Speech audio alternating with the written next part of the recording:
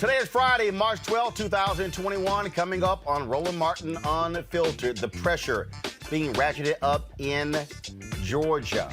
Pressure being applied to major companies to fight Republican efforts to impose massive voter suppression. We'll talk with the co-founders of Black Voters Matter about your latest effort. While jury selection continues in the trial of Derek Chauvin, the Minneapolis City Council approves a historic $27 million settlement for the family of George Floyd, who was murdered by Chauvin last year.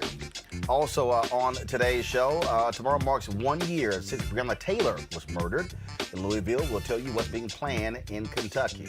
Cecilia Rouse was sworn in today as the first African-American to chair the President's Council of Economic Advisors, and the Oklahoma House has passed a bill to give immunity to drivers who hit protesters.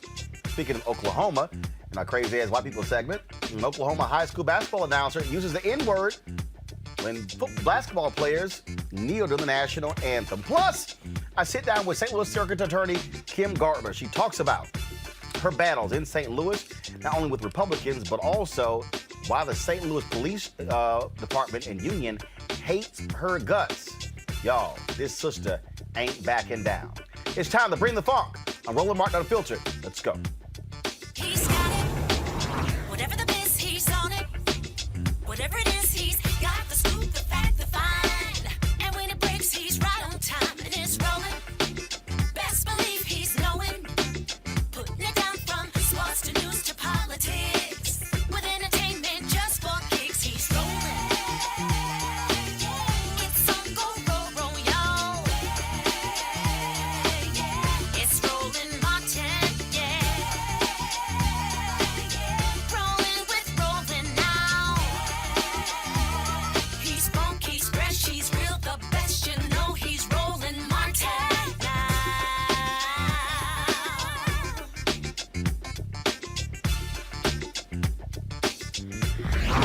Martin! All right, folks, what's happening in Georgia is truly an abomination. And the question is, where are all of the corporations? Why are they so silent? Why are they saying nothing? Why aren't they standing with black folks to oppose Republican efforts to impose massive voter suppression bill? Folks, it is a shame what's going on. The Georgia Senate recently passed one of the worst voter suppression bills we have seen since the Jim Crow era. Yes, folks, since the Jim Crow era. Now, folks like Black Voters Matter, New Georgia Project, are demanding that corporations step up and do their part to stop this from happening. Joining us right now, the co-founders of Black Voters Matter, Cliff Albright and Latasha Brown. Glad to have y'all on the show. Cliff, this is Cliff and Latasha.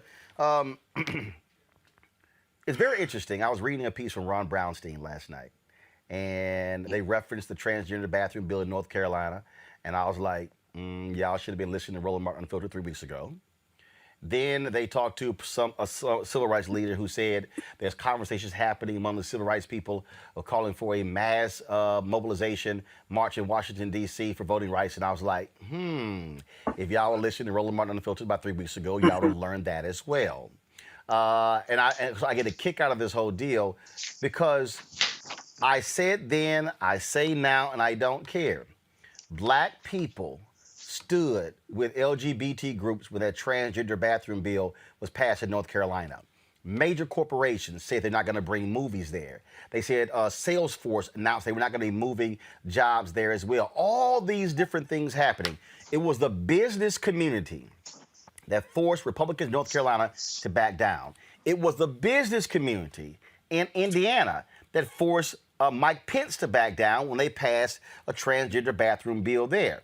What y'all are saying and what I'm saying is to LGBT groups, to the business community, to all these other different folks, are y'all going to stand with black people in this moment? Because this bill, Latasha, is all about black people and what black voters did in this year's election. Absolutely. There's no question that this bill is targeted at the historic turnout of black voters in the state of Georgia. And, I think it's really interesting that this is the week out of all weeks. This is the week that we actually are commemorating the 56th anniversary of Bloody Sunday, when our people were beaten on the bridge in Selma, Alabama, to fight for the right to vote. And here we are in the state of Georgia where Black folks showed out in record numbers. And what we're seeing is we're seeing these draconian laws, these bills that were passed on Monday. And the Senate passed a bill, the omnibus bill, that is just egregious, the worst bills that we've seen since the Jim Crow era. But then it gets better, then or worse. However, wherever place that you sit on today, less than 3 hours ago, Roland, they basically combined both of those bad bills out of the House. And so the substitute bill that came out of the House about 3 hours ago, matter of fact, their attorneys and some of our partners are still, actually the lawyers are still looking at the bills. They're 88 pages long, and it's actually worse than the bill that was passed on Monday. So the question is, fundamentally, those businesses, those corporations, those groups that are allies that we've stood with, where are you? This is a bill that literally is like Jim Crow era in terms of that will tremendously undermine and impact Black voters in the state of Georgia. See, the thing here, Cliff, is real simple. If we gonna stand with other folk in your fight, where are you when it comes to ours? If we gonna buy your products, where are you? Y'all took out a full-page ad today in the Atlanta Journal-Constitution, specifically naming companies. And y'all have been saying Home Depot, Arthur Blank. Black people built that stadium. Black people in Atlanta helped you become a billionaire with Home Depot. Delta Airlines, just yesterday, big announcement naming a building after former Mayor and Ambassador Andrew Young. Coca-Cola, UPS. We could go all down the line. All folks with a Black History Month pronouncements and King Day celebrations and sponsoring all the Black events all across the country. This is the moment where you have to do what the Coca-Cola CEO did when Atlanta refused, when white business leaders did not want to recognize Dr. King, when he said, Coca-Cola don't need Atlanta, Atlanta needs Coca-Cola. And if y'all don't show up to honor Dr. King, I will pull Coca-Cola out of Atlanta. They all showed up. The business community by themselves could get this law dropped today. That's right, especially when you look at the fact that the version of the bill that came out of the Senate actually only passed by one vote. Just one vote in the Senate. And so, you mean to tell me we don't think that Coca-Cola, with all of its marketing genius, right? Like you got people walking around who've been saying have a Coke and a smile for like 3 decades now, right? That Coca-Cola knows how to deliver a message when they want to. They know how to do some fancy ads when they want to. They know how to use the full force of their creativity and their economics and their politics and their political leverage in order to deliver a message when they want to. You mean to tell me that they couldn't have, if they had exerted more public pressure, they couldn't have persuaded just one vote? If they had done that, we wouldn't be in this situation right now, right? And so that's what we're saying to these companies. It does us little good, as you pointed out, Roland, for you to have all these nice statements and commercials, talk about Black Lives Matter and talking about the legacy of John Lewis and how much he's meant to this state and to this country. But then when the rubber meets the road, right, when you got voter suppression that's out there, all of a sudden you want to be silent. And in fact, it's really worse than being silent, because in many ways, they're not just not picking a side. They've actually been complicit in the voter suppression. We've talked on this show before about the ways that they've given their political donations to some of these Republicans that are pushing this voter suppression. So we're not having it. We're telling them that it will not be business as usual. We've got this campaign. You mentioned the ad that we put out today. We took it a step further from last week. Last week, we named the companies. This week, the ad that we put out, full-page ad, Atlanta Journal-Constitution, this week we took it a step further. We put the phone numbers and the email addresses for the CEOs of those 6 companies that we've been targeting. And this weekend, we're actually taking it to them. We're actually going to be doing a visit to the world of Coca-Cola. We're all going to have a Coke and a smile as we tell them that they need to take a stand against voter suppression. See, the thing here, Latasha, that folk have to understand is you passed this law. Look, we already see they've already passed laws, voter suppression law in Iowa. Republicans, a Senate committee in Florida, passed out of committee to have no ballot drop boxes. Zero. That's right. Not That's one right. per county, none. That's right. They are Texas, North Carolina. We can start going state after state after state because they are afraid of black people and they are scared to death of 2022. And so they're like, oh man, and you got a Republican in Arizona who literally said everybody should not vote. He, out of his mouth, said they should not vote. Everyone should have a right to vote. You know, Roland, the bottom line is what makes Georgia so dangerous is that this Georgia bill is not just about Georgia. That we have to really recognize that this bill will set a precedent. That we're seeing this all across this country. We're seeing over 30 states have these bills. There are hundreds of bills that have been introduced right now. And so while Georgia is ground zero for voter suppression, you know, I think that it also sets a tone and it actually will send a message all across the nation. So this fundamentally not only will affect and impact black voters, but it will literally undermine the very fabric of democracy. And so what we have to really be able to do is not just say that we're going to call the Republicans out, although we've got to call the Republicans out not just in their political capacity, but also they have an economic interest as well. Just this week, our partners down in Hancock County, Georgia, literally launched a campaign to make sure that literally the sponsor of this Senate bill, who happens to also be the district attorney, the county attorney, like they literally massed a campaign and said, how can you represent the county and you don't even want the citizens, which is a majority black county, to participate in this election cycle? And as a result, the county commission passed an order for a vote of 4-0. Canceling his contract, wanting to literally fire him, bring up for him to be fired as the county administrator. We are literally not, this is, as Brother Cliff said, this is a business as usual. We have to literally let people know how serious we are. Like if you don't understand fairness and you don't understand justice, what you will understand is you understand money.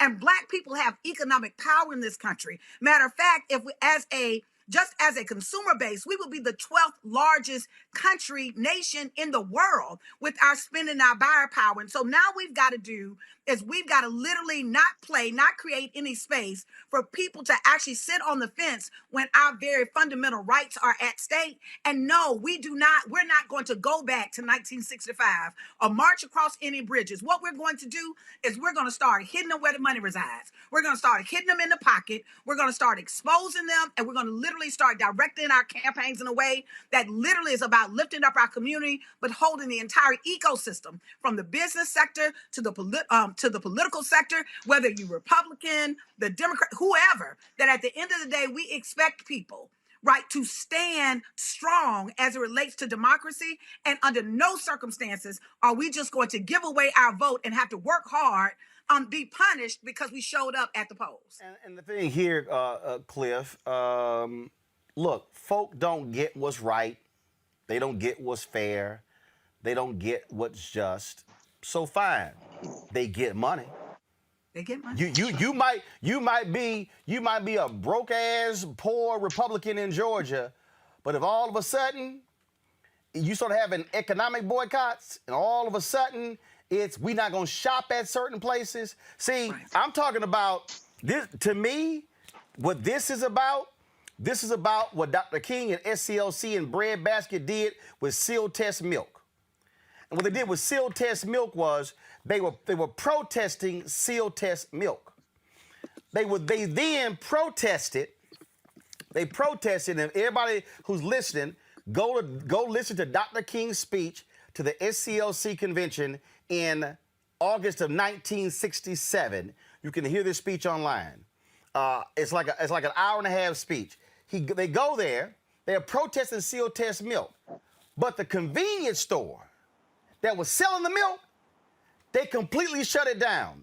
That's right. Within 48 hours, the CEO of that store chain all across Ohio said to seal test milk, if y'all do not change your policies, I'm pulling your milk off of all my stores, because he did not want the pickets at his stores. That's And right. so they were not protesting his stores, but he sold sealed test milk. So what you're saying is this real simple. Okay, you're going to hit the companies. You're going to hit the companies that do business with the companies. You can hit the companies that do business with the companies that do business with the company because America only understands the dollar. And you start hitting that money, folk gonna start paying attention and go, y'all need to pull that thing. Y'all need to pull that thing.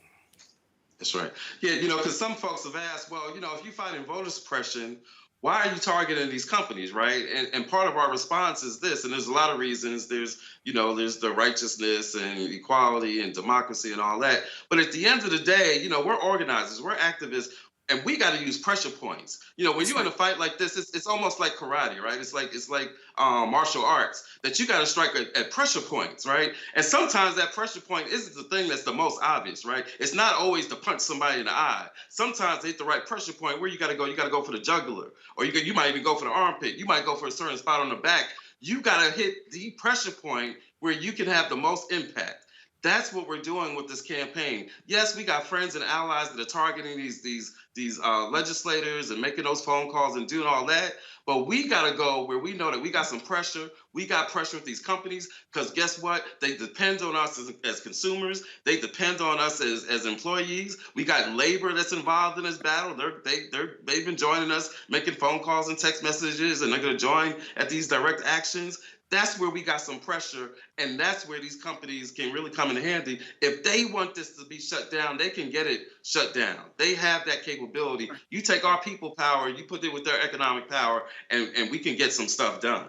And that simply means, Latasha, to the Atlanta Chamber of Commerce and others, stop with the weak-ass statements. Have the guts to stand with Black Voters Matter. Have the guts to stand with people. Arthur Blank should have released a statement, a public statement condemning the actions of Republicans. Former President Jimmy Carter has already done that. And it shouldn't just even be the major corporations. We should go down the line. Grab that list of the top 100 companies in the state of Georgia and go down the line and say, where are you? What you gonna say? And let me be real clear. Don't go to the black companies and ask them. Let me be real clear. All the white folks in Georgia, don't be asking where's Tyler Perry. No. Where y'all at? That's right. See, I want to know where the white folks in the suburbs. I want to know where the white folks in Marietta, the white folks in Cobb, the white folks in Fulton. I want to know where they are because, again, I want to know where the white women at. Because every time there's a fight against voter suppression, black folks are leading it. When I was there in Georgia, there was 150,000 Native Americans there. In fact, I'm going to call the sister who was helping them. I'm going to say, hey, how are they mobilizing, organizing on this whole deal? I want to know where Latinos on this whole deal. Black folks have always had to fight, and everybody else has benefited. Should be a multiracial, multi-ethnic, multi-gender, multi-everything coalition putting that pressure on these Republicans in Georgia. Absolutely. There is, I say it often, it is not the responsibility of black people to actually carry the burden of protecting democracy on our back. And the truth of the matter is the Voting Rights Act was just not a protection mechanism for the right to vote for black people, while we were the targets that actually our constituencies literally led in that fight. But the truth of the matter is it provided protection for all voters in this country, that it actually strengthened democracy. And so in this moment, what we're looking at right now, we're calling the question, what side are you on? Are you going to stand with our community? We're seeing the worst voter suppression bills in the last 56 years, in the last 50 years in this nation, right? And where is the silence? Why are you silent? We cannot continue to support and fund the efforts of those that don't stand with us. That our money matters, that our vote matters, our voice matters, and our lives matter. And I think this is a period of time that all those companies and businesses that said that they were serious about racial equity, this should be a slam dunk for them. That this is an obvious one that literally they should be getting behind. That when we're looking at from George Floyd, where all last year, all of these companies were saying, we stand with you, Where are you now when we need you? When we're talking about where we know that Black voters in particular, our vote is actually being targeted and we're under attack, we expect those that we support, those businesses that we support, to also support those efforts that make sure that they protect our votes. And this is the opportunity. So folks are asking, what can they do? So what's happening this weekend? What's happening early next week? What do you want the people watching and listening to do? Yeah, folks can go to our website, blackvotersmatterfund.org, right? I know that you often show it on the program. They go to our website and there's a link there that'll take them to our action page. It'll show some actions they can take that range from, filling out a petition, calling the officials, but also this corporate pressure campaign, right? And so there's phone numbers that they can call, there's email addresses where they can reach out. This weekend, we're putting pressure on, those are the phone numbers. That's the ad that was in the paper, and that information is also on our website. There are scripts there, so if you don't know exactly what to say, no problem. We got you covered. We got sample scripts there, so you know what to say. There's a phone number that's not on there, and that's for the world of Coca-Cola. That's where we're going to be this weekend. Again, we're going to be out there giving out information to people passing by, going inside the world of Coca-Cola, and that number is 404-676-5151.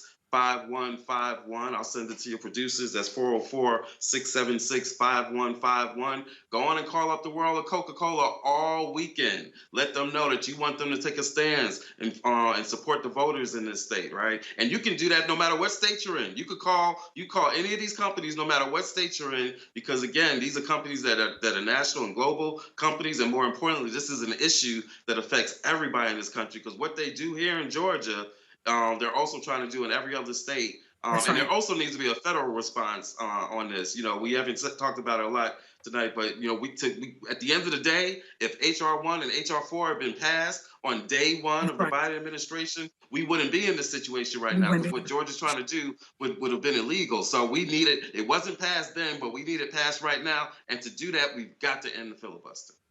Absolutely. And so we are there with you. And so bottom line is, we're going to keep putting the pressure on them, because they got to feel it. They got to feel all that heat. And look, Dr. King said on April 3rd, 1968, he said, redistribute the pain. Redistribute the pain. That's what he laid it out. That's right. Latasha Brown, Cliff Albright, we appreciate it. Thanks a lot. Thank you. All right, folks, we're going to bring in my panel right now. Kieran Young, Democratic strategist. Brittany Lee Lewis, political analyst. Michael Imhotep, hosts the African History Network. Brittany, I'll start with you. Look, this is the only way. Okay, Republicans control the governor's mansion. They control the House. They control the Senate. So bottom line is, they're not paying attention. We're going to hit your pocketbook. Absolutely. And we know historically that has always worked. Folks, when you start playing with people's money, we know that's when changes happen. And we have to do what we have to do, because this is, when we think about, this is Jim Crow in a suit and tie, if you will, Roland. And it's absolutely ridiculous. It's very clear that, this isn't actually about the ability for people to be able to vote fairly and participate in the election. It's really about, as the Republican Party is saying, election integrity. That means reversing efforts to make voting easier and justifying this with Trump's lie about, the election, it's, legitimacy or illegitimacy rather. So we got to do what we got to do. Kieran. So I think this is really about them making up the 12,000 votes that they lost by in Georgia. And, making sure that they continue to hold the governor's mansion. I think that's the most important thing to Georgia Republicans. And I think right now it's incumbent on the Democratic Party to fight back against that in any way they can. That means, federal legislation, meaning the John Lewis Voting Rights Act. I think that if Democrats aren't focused on making sure that all Black people have the right to vote, they're doing themselves a disservice going into 2022. Michael, it's all about pressure. Absolutely, Roland. This is our third week in a row talking about this. It's about pressure, and it's about leveraging our economics to enforce our politics. And, it's a term that I use. I call it economic guerrilla warfare. This is what we have to engage in all 50 states, not just Georgia. And there's some key things that they said in the interview. Number one, Cliff Albright talked about scripts. Okay, when I used to work in the call center for Netflix, and there was a conflict with Rush Limbaugh's show. Okay. Rush Limbaugh had his people call into Netflix. It was a dispute over Netflix removing ads from Rush Limbaugh's show. He had his people call into Netflix, and they were reading from a script saying if you don't start advertising again with Netflix, we're going to cancel our subscriptions. Okay. So we have to understand our history of economic withdrawal strategies. And I'm so proud of what they're doing right now, but we have to put leverage on them all 50 states. One quick question I had, Roland, are any of the major civil rights organizations working with them, NAACP, Urban League, nationally? Are they working with them to help put pressure? Because they have contacts with these corporations. Well, again, just waiting for here. Again, they got contacts, but the corporations, and look, I've hit some of the corporations. But bottom line is, they're still, sort of like this, where they gonna go, stuff along those lines. Okay, so one of the things is, you know this also, Roland. You've talked about this for a number of years on your show. When you have economic withdrawal strategies, economic boycotts, there's stages that you go through. One of the stages is meeting with the corporation. Oftentimes that meeting can happen before the actual economic boycott takes place. So I was just wondering, I'm happy with what they're doing. I was just wondering, at what stage are they in with certain things dealing with this? But so that's why I was asking that. And this is extremely important also. Last week on the show, when you interviewed them last Friday, they talked about some of these corporations financing Republicans who are working against our interests, okay, not just in the state of Georgia, but nationwide. And then we look at the $1.9 trillion American Rescue Plan that just passed. Not a single Republican in the House or Senate voted for the bill. So we also have to understand that we have to stop financing our own dehumanization. So this is why I'm so happy what they did. And I shared this, I shared their flyer from Latasha's Twitter page. I shared it on our Facebook fan page today also. We need to galvanize support around this and redistribute the pain.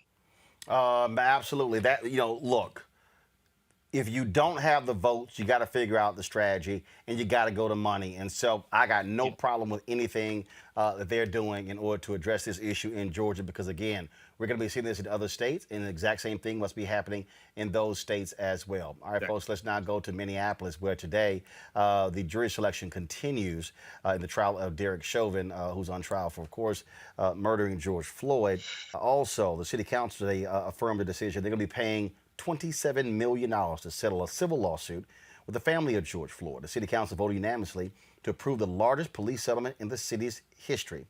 $500,000 of the $27 million will go directly to the neighborhood that includes the 28th and Chicago intersection where Floyd was killed last year. Here's a family attorney, Ben Crump.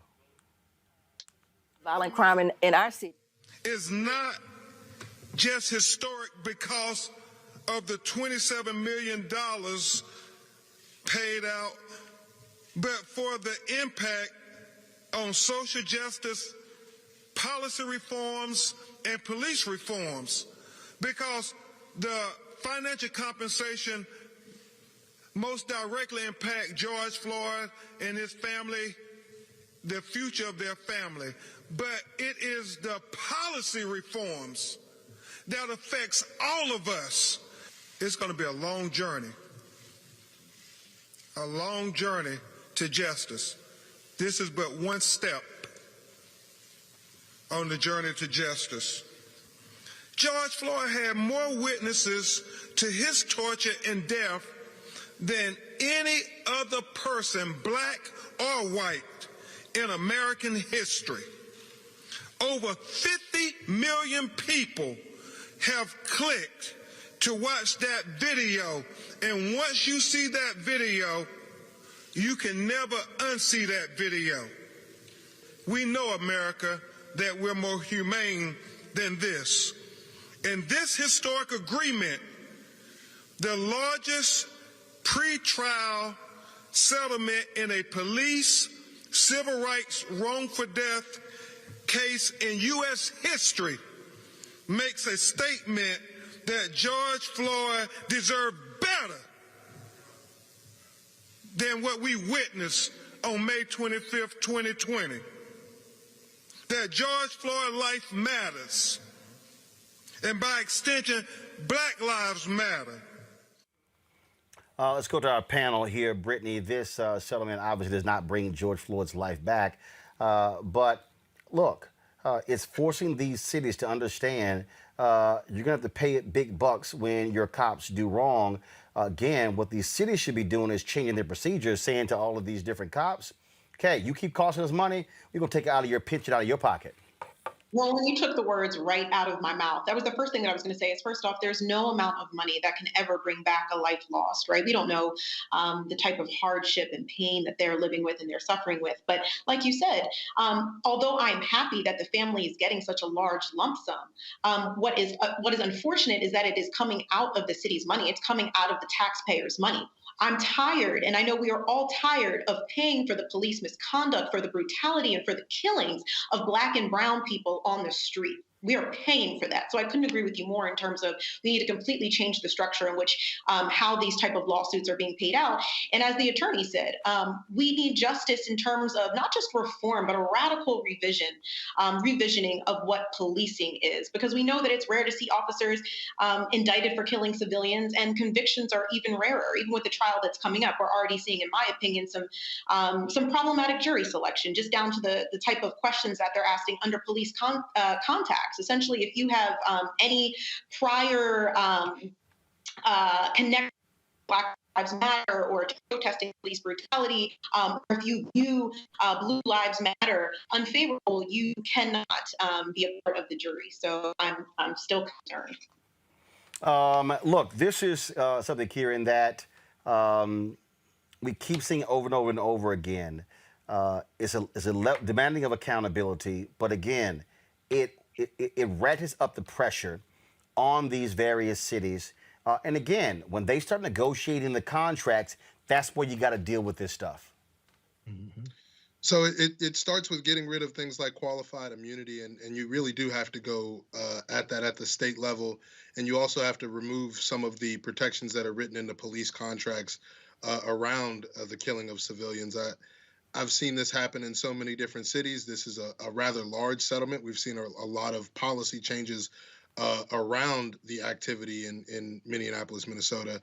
And Attorney Crump was successful in this regard in getting policy changes as well as getting a settlement for the family. But it doesn't bring back George Floyd, and it doesn't, undo all the damage that was done to the city during the weeks of rioting, and it doesn't heal the community at all. But we really do need to start to focus on how we create those policy changes in order to hold police departments more accountable for their wrongdoing. Michael, it's one of those things where, look, money can't bring anybody back. It can't satisfy. It can't satisfy any of that. But what you're seeing also with these deals, we saw it in the Breonna Taylor case, where they also are forcing the changes as best they can with these cities as a part of the deal. Right, with policies and laws within the city, policies dealing with law enforcement, et cetera.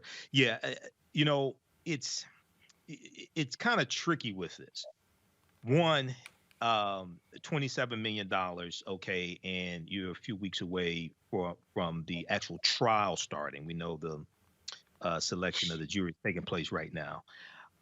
So, I'm happy for the family there, but then you wonder, okay, now, are they trying to telegraph something to us?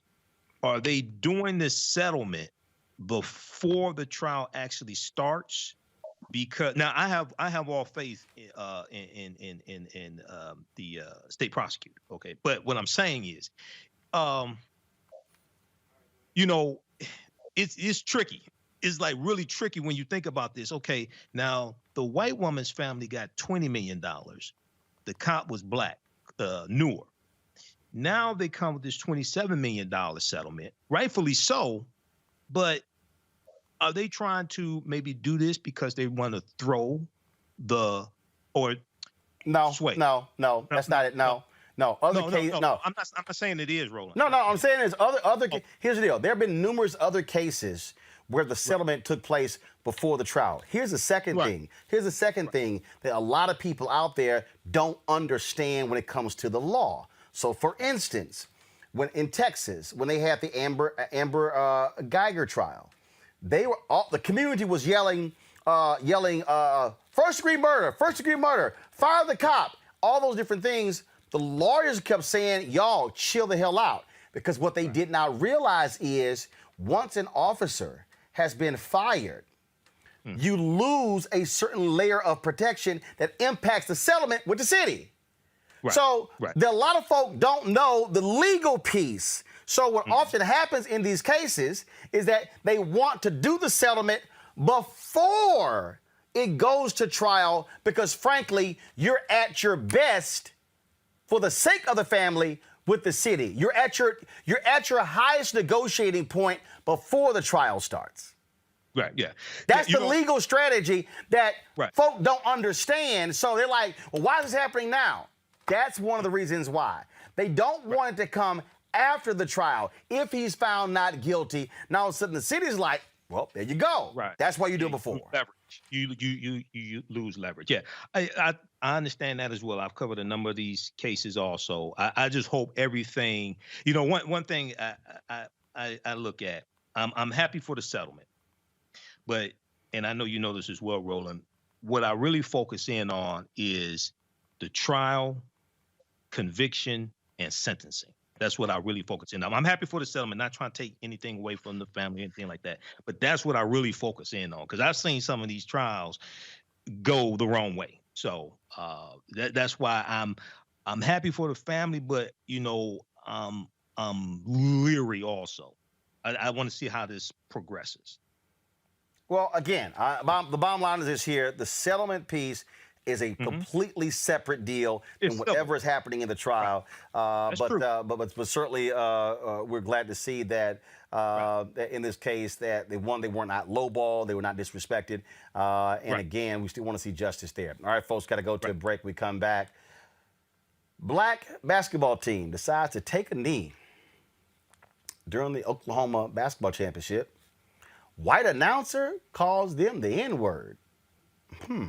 We'll discuss that next on Roland Unfiltered. Republicans know their ideas aren't popular. That's why they lost the popular vote in all but one election over the last 32 years. So after losing the White House and the Senate in 2020, Republicans want to make it even harder for you to vote. In Georgia, Republicans are trying to pass bills that would eliminate ballot drop boxes, repeal automatically registering voters when they get driver's licenses, and limit absentee voting. And in states Trump narrowly lost, Georgia and Pennsylvania, Republicans are trying to cut mail-in voting, falsely claiming it perpetuates voter fraud. Let's be clear, voter fraud is a myth. Republicans know they can only stay in power preventing people from voting. This is who they are. Our leverage in the elections, quite candidly, goes up as the voting populace goes down. Don't let them get away with stealing your vote. Vote them all out before they take away your right to vote.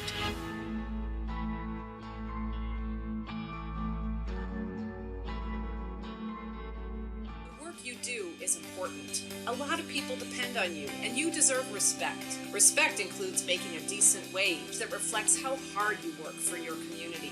So what's the best way to make sure you get the pay you deserve? Join a union. Union members are paid more than people with similar jobs who aren't in unions. For women and people of color, the union difference is even greater. The respect you deserve, the pay you've earned. That's the union difference. Yo, what's up? This your boy Ice Cube. What's up? I'm Lance Gross, and you're watching Roland Martin Unfiltered.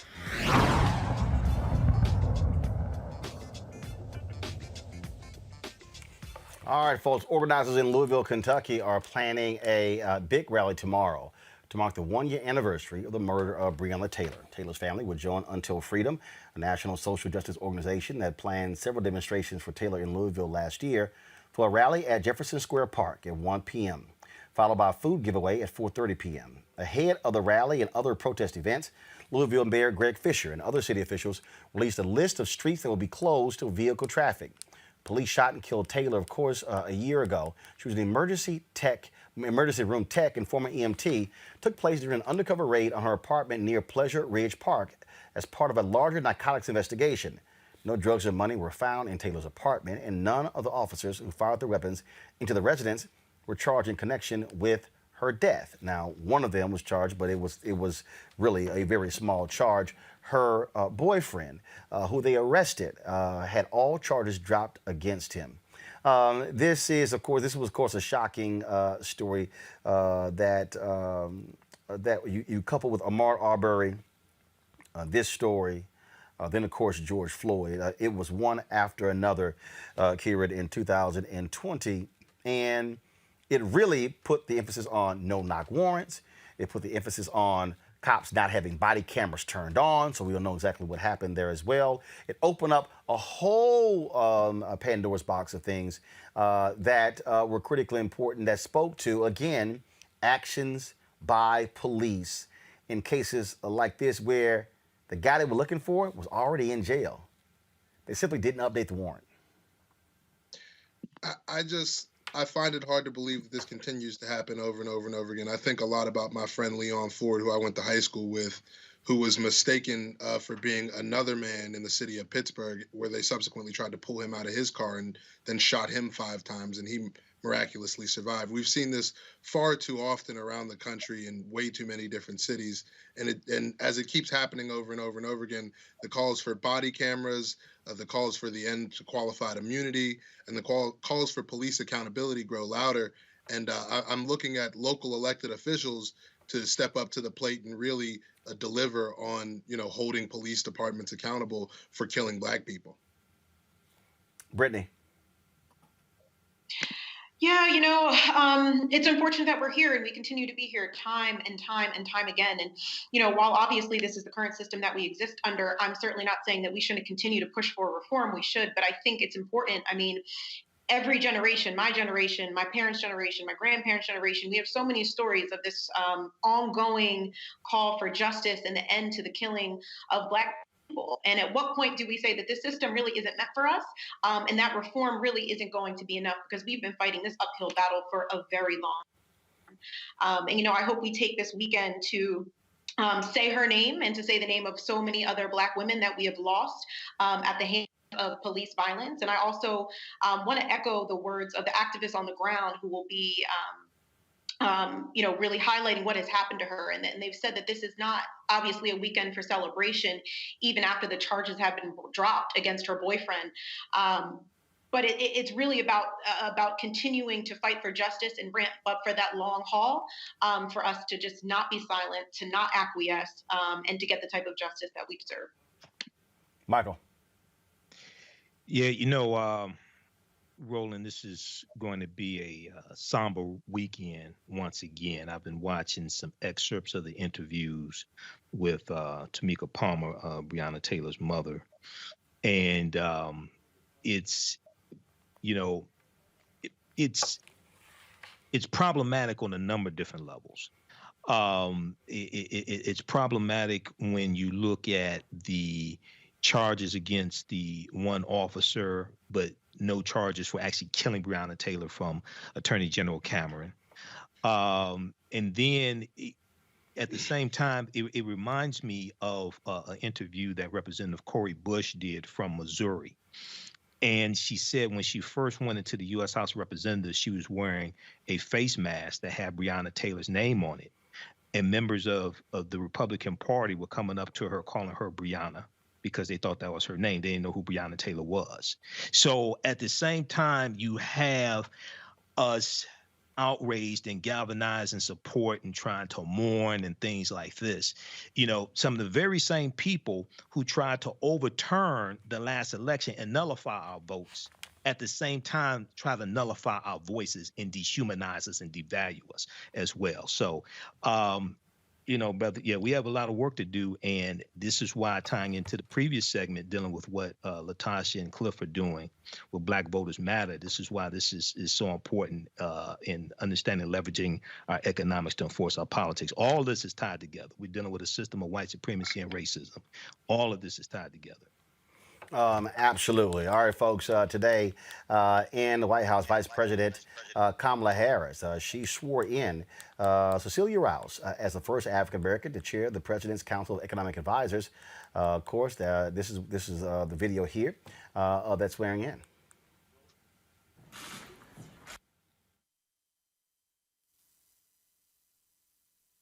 All right, something wrong with the video there. Folks, let me know when we have it ready. As Biden's top economic advisor, Rouse will help the administration reverse course from the current economic decline created by the COVID-19 pandemic.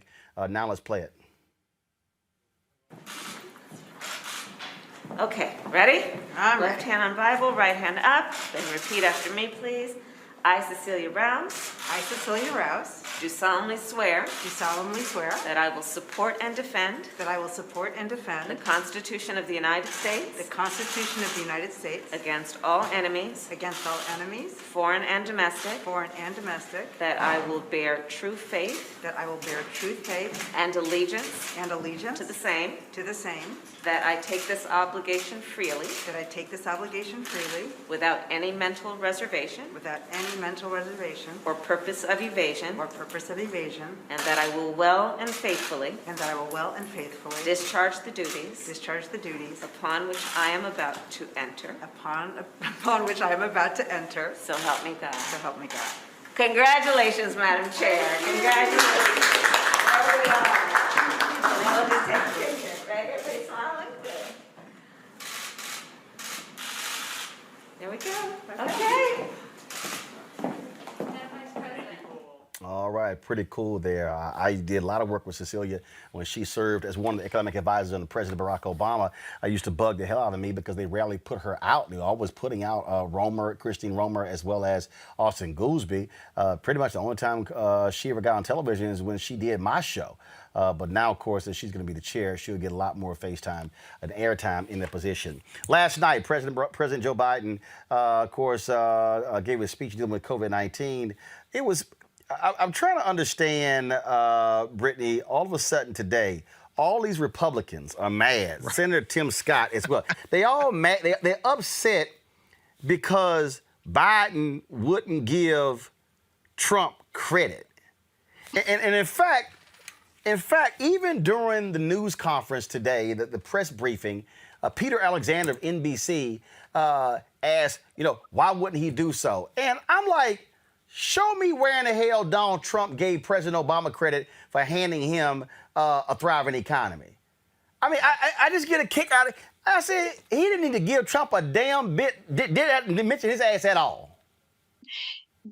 Roland, they're a trip. I mean, there's no other way to put it. First and foremost, we know that the Trump administration was a complete and utter failure in terms of handling this. And had someone else been in office 9 times out of 10, we wouldn't be in the same predicament that we are today. But they're just mad because Biden's approval rating is excellent, and his approval rating, I think, is up to 60% in regards to how he's handling this virus and the rollout of the vaccine. So they're just, excuse the language, but they're just haters. They're really just haters. I'm just sitting here not quite understanding, Michael, this whole media nonsense. Well, you talked about unity. Why, like... No, I understand it, Roland. I understand it. What happened was they got caught with their pants down. What happened was this is a very popular bill, the $1.9 trillion American Rescue Plan. It's a very popular bill, and it's going to benefit some of the very people that voted for these traitors Republicans in the first place. I've been talking about this on my show the past few weeks, the past few days, every day. And a couple of days ago, I went through and broke down the different parts of the bill. Okay. There's $5 billion of it is targeting black farmers. You got Lindsey Graham, who's coming out in opposition to that, calling it reparations for African Americans. You've got some Republicans now trying to take credit for the bill, but not a single Republican in the House of Representatives or the U.S. Senate voted for this bill, and is going to help many of the poor constituents that keep voting for these people. So they realize that they're exposed, and to add salt into their wounds, and Joe Biden he should kick their behinds when they go low, stop them in their heads. That's what you do. Now they're going on a victory tour, and they're going to go to different states and break this down and explain to people in various states what's in the bill, how it's going to help them, and they're going to highlight the fact that not a single Republican voted for this bill. Okay, so yeah, they realize that there's hell to come, and the infrastructure bill, a good chance that infrastructure bill will pass also, because they're going to do it during budget reconciliation. That infrastructure bill is going to help a lot of people in rural America that keep voting for these dumbass Republicans as well. Okay, so they realize it's like, uh-oh, we're in trouble. Okay, so they're trying to cling on while they talk about Dr. Seuss. They're trying to cling on whatever they can to try to give credit for the traitor-in-chief. And many of these Republicans voted to overturn the results of the previous election. They got caught with their pants down. Kieran, I'm laughing because Fox News actually had a chyron saying, Biden signs the bill with no Republicans present. Well, they punk asses didn't vote for it. Exactly. Like, I'm trying to figure out why in the hell would he invite Republicans to a Rose Garden event when none of them voted for it? My biggest issue with Republicans is you even had Republican mayors and county executives of large municipalities, even like Fort Worth, I believe, that were calling for this relief in order to keep the lights on, in order to keep cops and firefighters and EMS on the street. And you have their Republican counterparts in the Congress voting no on this particular bill that would have helped municipalities keep public safety workers and essential workers on the front lines. I just don't understand how they could even expect an invite after doing something like that. Hey, it's absolutely stupid and crazy. It makes no sense whatsoever. All right, folks, a new bill in Oklahoma would allow drivers who unintentionally, I love this here, who unintentionally run over protesters to go unpunished. It grants immunity to any driver that unintentionally injures or kills a protester as long as there is a reasonable belief the driver was fleeing to protect themselves from harm. The bill also includes measures that would charge protesters misdemeanors punishable up to a year in jail and $5,000 in fines if they unlawfully obstruct traffic. It will be sent to the Republican majority state Senate next week to be voted upon. We know what this deal here is. It's all about going after Black Lives Matter, Kieran. So the thing that gets me is that there's no duty to retreat in this bill. It puts no onus on a driver that can clearly see a large crowd in the way. Instead, it just gives them the ability to drive into a crowd. And if somebody happens to get in their way or hit their hood or make them feel threatened in any way, they can just run them over with impunity. This is absolutely disgusting. And it's dangerous for the state to even be sponsoring or considering legislation like this. What this is about, Brittany, again, Florida, they're trying to consider something as well. And so, look, you got these idiots in Kentucky who the Senate passed a bill saying you can't disrespect or yell at a cop. We know what this is about. We're seeing this state after state after state. There's various laws that are trying to quell any type of protest that is currently happening or that is going to happen as we get into the warmer weather. It's quite frankly, it's disgusting. Specifically with what is going on in Oklahoma, I even think about, Roland, like how much responsibility I have as a driver if I accidentally rear end somebody, right? How is it possible that you can get away with, quote unquote, claiming I unintentionally hit somebody or I feared for my life, and that is why I'm allowed to potentially kill somebody and get away with it? And we know that's certainly going to only work for a certain group of people. So it's absolutely petrifying, and of course, a direct attack on us.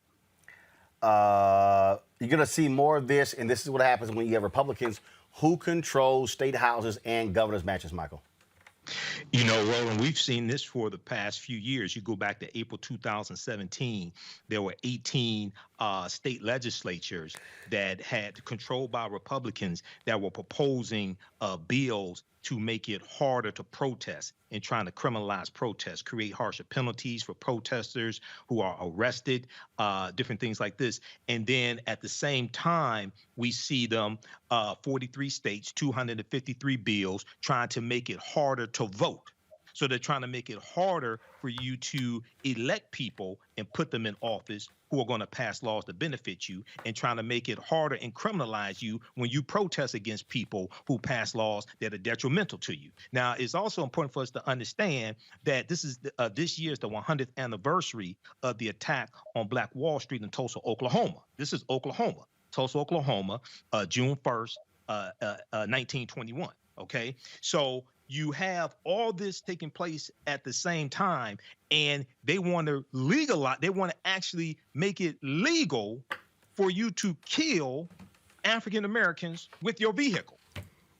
This is what they're trying to do. So once again, this is an example of how elections have consequences. And this is why we have exactly what Latasha and Cliff are doing. This is why we have to do this all across the country. These people are crazy. You know, Well, these are people, as my friend Dr. Greg Carr calls them, the white nationalist party. These are people part of the white nationalist party. These people have lost their ever-loving minds. I'm going to do one better and wait till I explain it next when we have our Crazy White People segment. Announcers, they were live streaming a basketball game, high school playoff game. Black basketball team decides to take a knee during the national anthem. The N-word all of a sudden comes spewing out. Wait until I read for y'all what this white boy said. What happened? Y'all are not going to believe what I'm going to read. That's next on Roland Martin Unfiltered. People in public service work hard every day in our communities, and we deserve respect for the work we do. That means a secure retirement with benefits you've earned through years of service and hard work. What's the best way to ensure that when you retire, you'll be ready to enjoy the years ahead? Join a union today. Union members negotiate our contracts, which is why we're more likely to have substantial retirement benefits. A secure retirement. That's the union difference. Your work keeps the community safe, but what keeps you safe at work? People in public service face unique dangers, and we need the right training, resources, and staffing to stay safe. But how do we make sure we have what we need to stay safe on the job? We join a union. Union members negotiate for the resources we need to keep us safe at work and protections if we're injured on the job.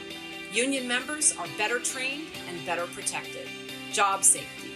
That's the union difference. Hey everybody, it's your man Fred Hammond. Hi, my name is Brescia Webb, and you're watching Roland Martin Unfiltered. Well, I like a nice filter usually, but we can be unfiltered. No charcoal grills are allowed. I'm white. I got you, bro. Illegally selling water without a permit on my property. Whoa! Hey! You don't live here. I'm uncomfortable. All right, y'all. A high school basketball announcer in Oklahoma. This is the live stream. All right? It happened in the playoffs there in Oklahoma. Two teams. One of them decides to take a knee. This announcer was not too particularly happy. This is what was caught on a hot mic. Back here live after the national anthem, ladies and gentlemen. It's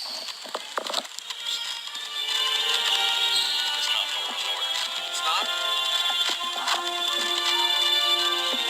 They're green and white. Oh, shit.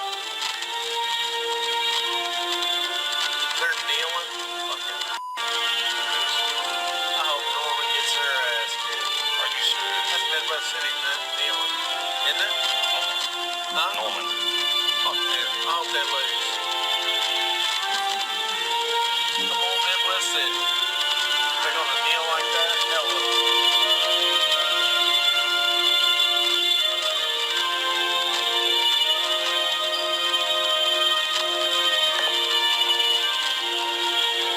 They even sleep the flight? Some of them are. Fucking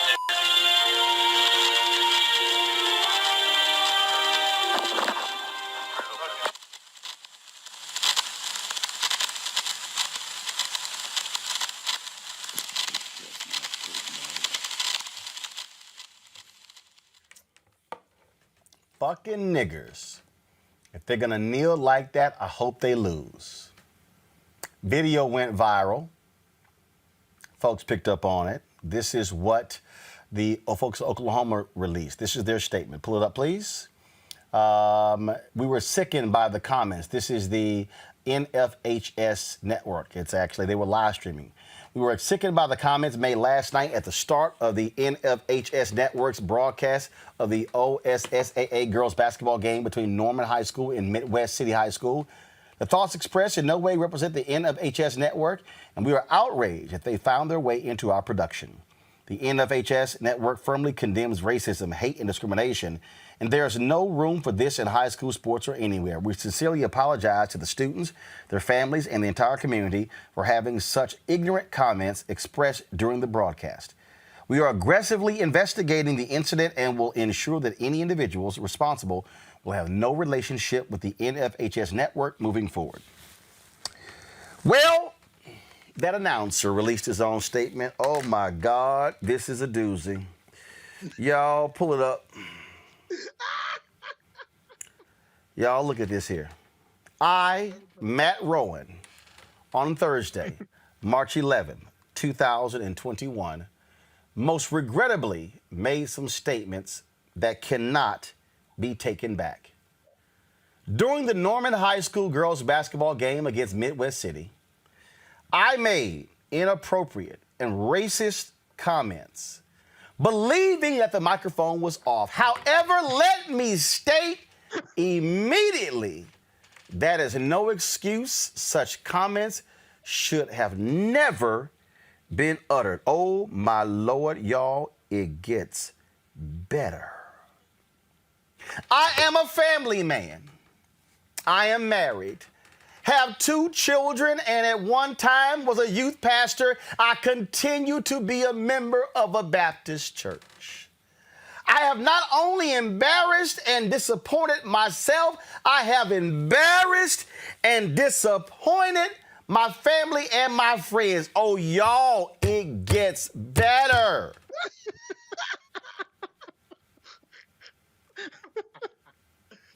I will state that I suffer type 1 diabetes.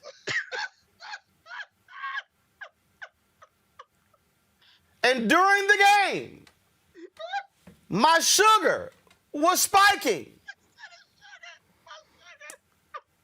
While not excusing my remarks, it is not unusual when my sugar spikes that I become disoriented and often say things. Y'all,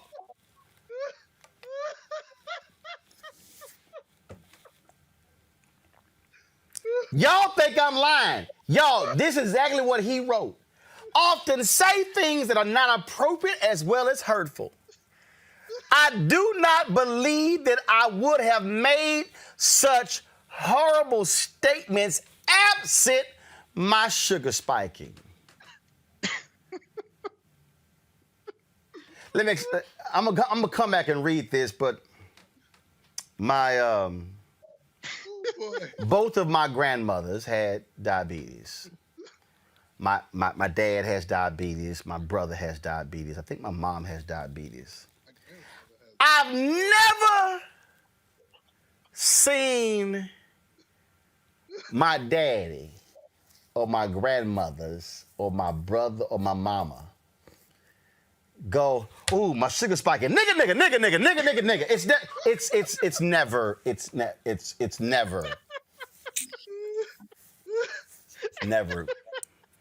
never happened. Don't make me cry.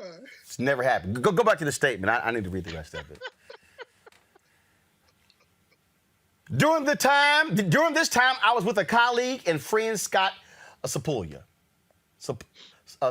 whatever. Scott Sapulpa was not the one that made these comments. It was me and me alone. It is not my desire to shirk my responsibility in this matter, and I certainly do not want Scott Sapulpa to share in the blame of this most unfortunate incident. While the comments I made would certainly seem to indicate that I am racist. Y'all, he literally wrote, while the comments I made would certainly seem to indicate that I am racist, I am not. I have never considered myself to be racist, and in short, cannot explain why I made these comments.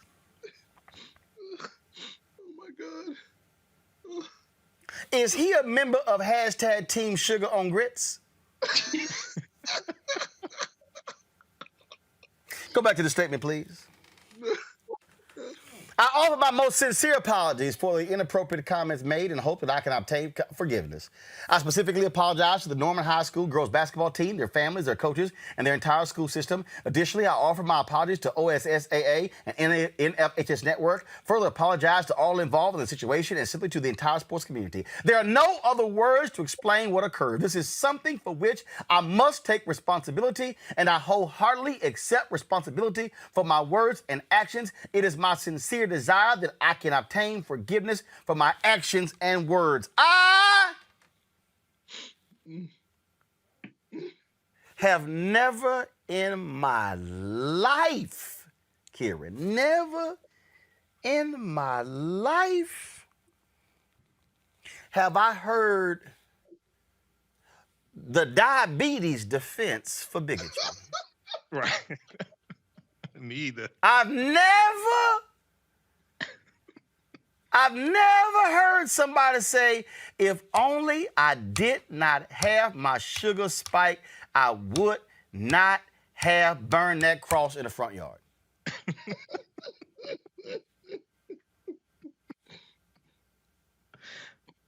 Ken, what say you?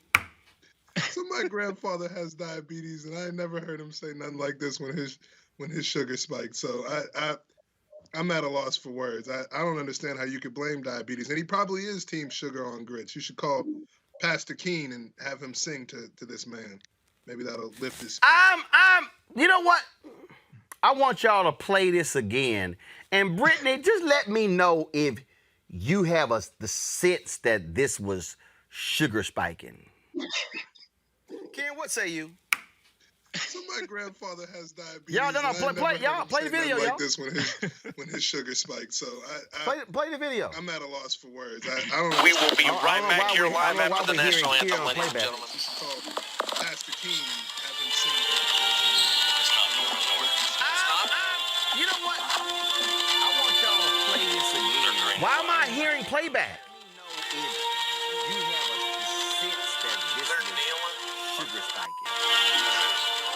Oh, Norman gets her ass kicked. Are you serious? That's Midwest City, man.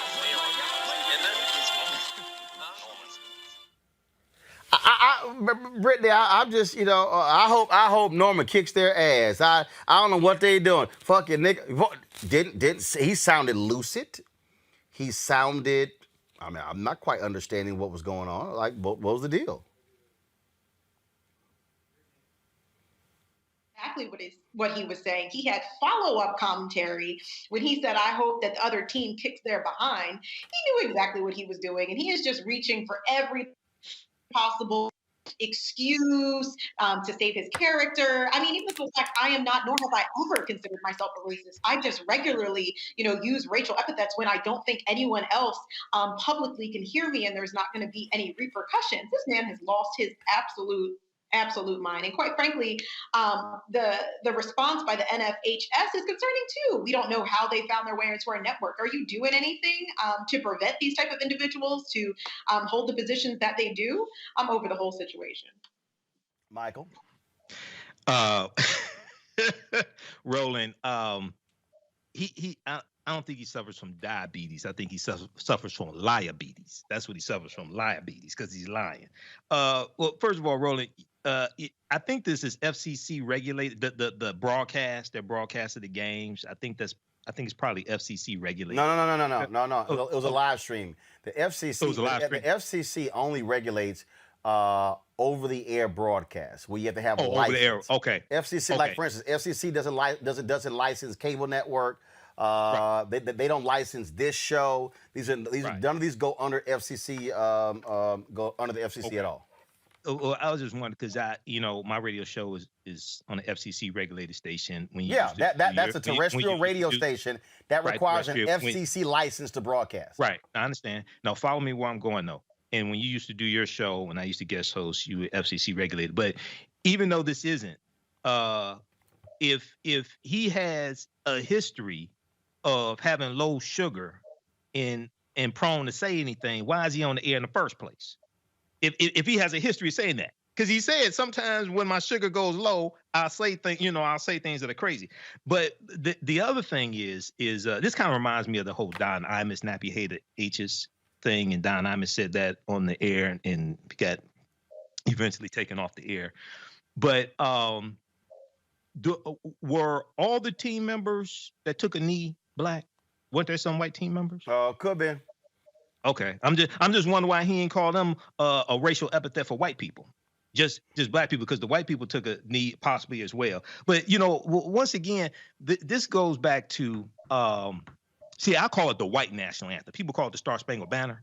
I call it the white national anthem because it was read by Francis Scott Key, September 14th, 1814. He was a white supremacist slave owner who thought African people were mentally inferior. So yeah, okay, I think he has diabetes, and I would personally, I want to have a conversation with Matt Roland around. I want to ask him, why you take such offense at people taking a knee to protest against police brutality and racism? They're not protesting against the Star Spangled Banner, just like Rosa Parks didn't sit on the bus to protest against the bus. She was protesting against segregation. So why are you so offended by that? But look, y'all, I done heard a whole lot. I ain't never heard my diabetes and sugar spike made me say them niggas. That's never happened. I'm just like, y'all, come on, just stop it. All right, Michael, Brittany, Kieran, I certainly appreciate it. Thank you so very much, folks. Of course, we want y'all to support what we do here, Roland Martin Unfiltered. Join our Bring the Funk fan club. You can do so by joining Cash App, $RM Unfiltered, paypal.me/R Martin Unfiltered, Venmo.com/RM Unfiltered. Of course, Zelle, Roland at RolandSMartin.com. When we come back, we'll talk with Kim Gardner. She is the attorney, the embattled attorney, DA there in St. Louis. Y'all, wait until you hear what she has to say about police, the union, how they basically told her, you will never charge a cop for wrongdoing, and how Republicans have been fighting her, and keeping her from doing her job, and how other black prosecutors, black female prosecutors, have stood with her in her most trying times. You do not want to miss this conversation. Next on Roland Martin Unfiltered. I believe that it's movement time again. In America today, the economy is not working for working people. The poor and the needy are being abused. You are the victims of power, and this is the abuse of economic power. I'm 23 years old. I work 3 jobs. Work 7 days a week. No days off. They're paying people pennies on the dollar compared to what they profit, and it is time for this to end. Essential workers have been showing up to work, feeding us, caring for us, delivering goods to us throughout this entire pandemic, and they've been doing it on a measly $7.25 minimum wage. The highest check I ever got was nearly $291. I can't take it no more. The fight for 15 is a lot more than about $15 an hour. This is about a fight for your dignity. We have got to recognize that working people deserve livable wages. And it's long past time for this nation to go to 15 so that moms and dads don't have to choose between asthma inhalers and rent. I'm halfway homeless. The main reason that people end up in their cars is because income does not match housing cost. If I could just only work one job, I could have more time with them. It is time for the owners of Walmart, McDonald's, Dollar General, and other large corporations to get off welfare and pay their workers a living wage. And if you really want to tackle racial equity, you have to raise the minimum wage. We're not just fighting for our families, we're fighting for yours too. We need this. I'm going to fight for it until we get it. I'm not going to give up. We just need all workers to stand up as one nation and just fight together. Families are relying on these salaries, and they must be paid at a minimum $15 an hour. $15 a minimum. Anyone should be making this to be able to stay out of poverty. I can't take it no more. I'm doing this for not only me, but for everybody. We need 15 right now.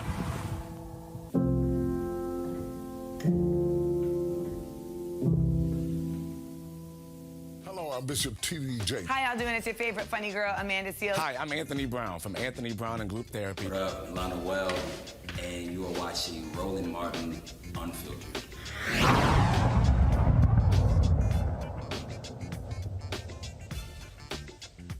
Well, Kim, you certainly had the eventful 4 years here as Circuit Attorney in St. Louis. How would you describe it? I describe it as day one, when you're trying to reform a system that is beyond broken, it needs to be dismantled and rebuilt. It's the status quo tacticians trying to prevent you from doing what you're supposed to do. You came in with a very clear reform agenda. Mm-hmm. What was the basis of that? Was it because you coming in was in the aftermath of the protest in Ferguson and other places in this area? I mean, it was post Mike Brown. I mean, I ran on a platform to reform a system that we all know needs to be reformed. I ran on a platform for justice for all, to do the job as a prosecutor, that we take an oath to pursue justice, not merely convictions. And I wanted to bring us in line with the oath of a prosecutor and really affect change. And I think that in my 4 years, yes, it has been trying, but we've made a lot of changes. We've done a lot of good things, but we have a lot of work to do. A lot of folks really don't have an understanding of the reality of being a black prosecutor. One of the things that you had to deal with early on were a whole bunch of people who did not like you being the first African-American prosecutor. Lots of turnover in the office.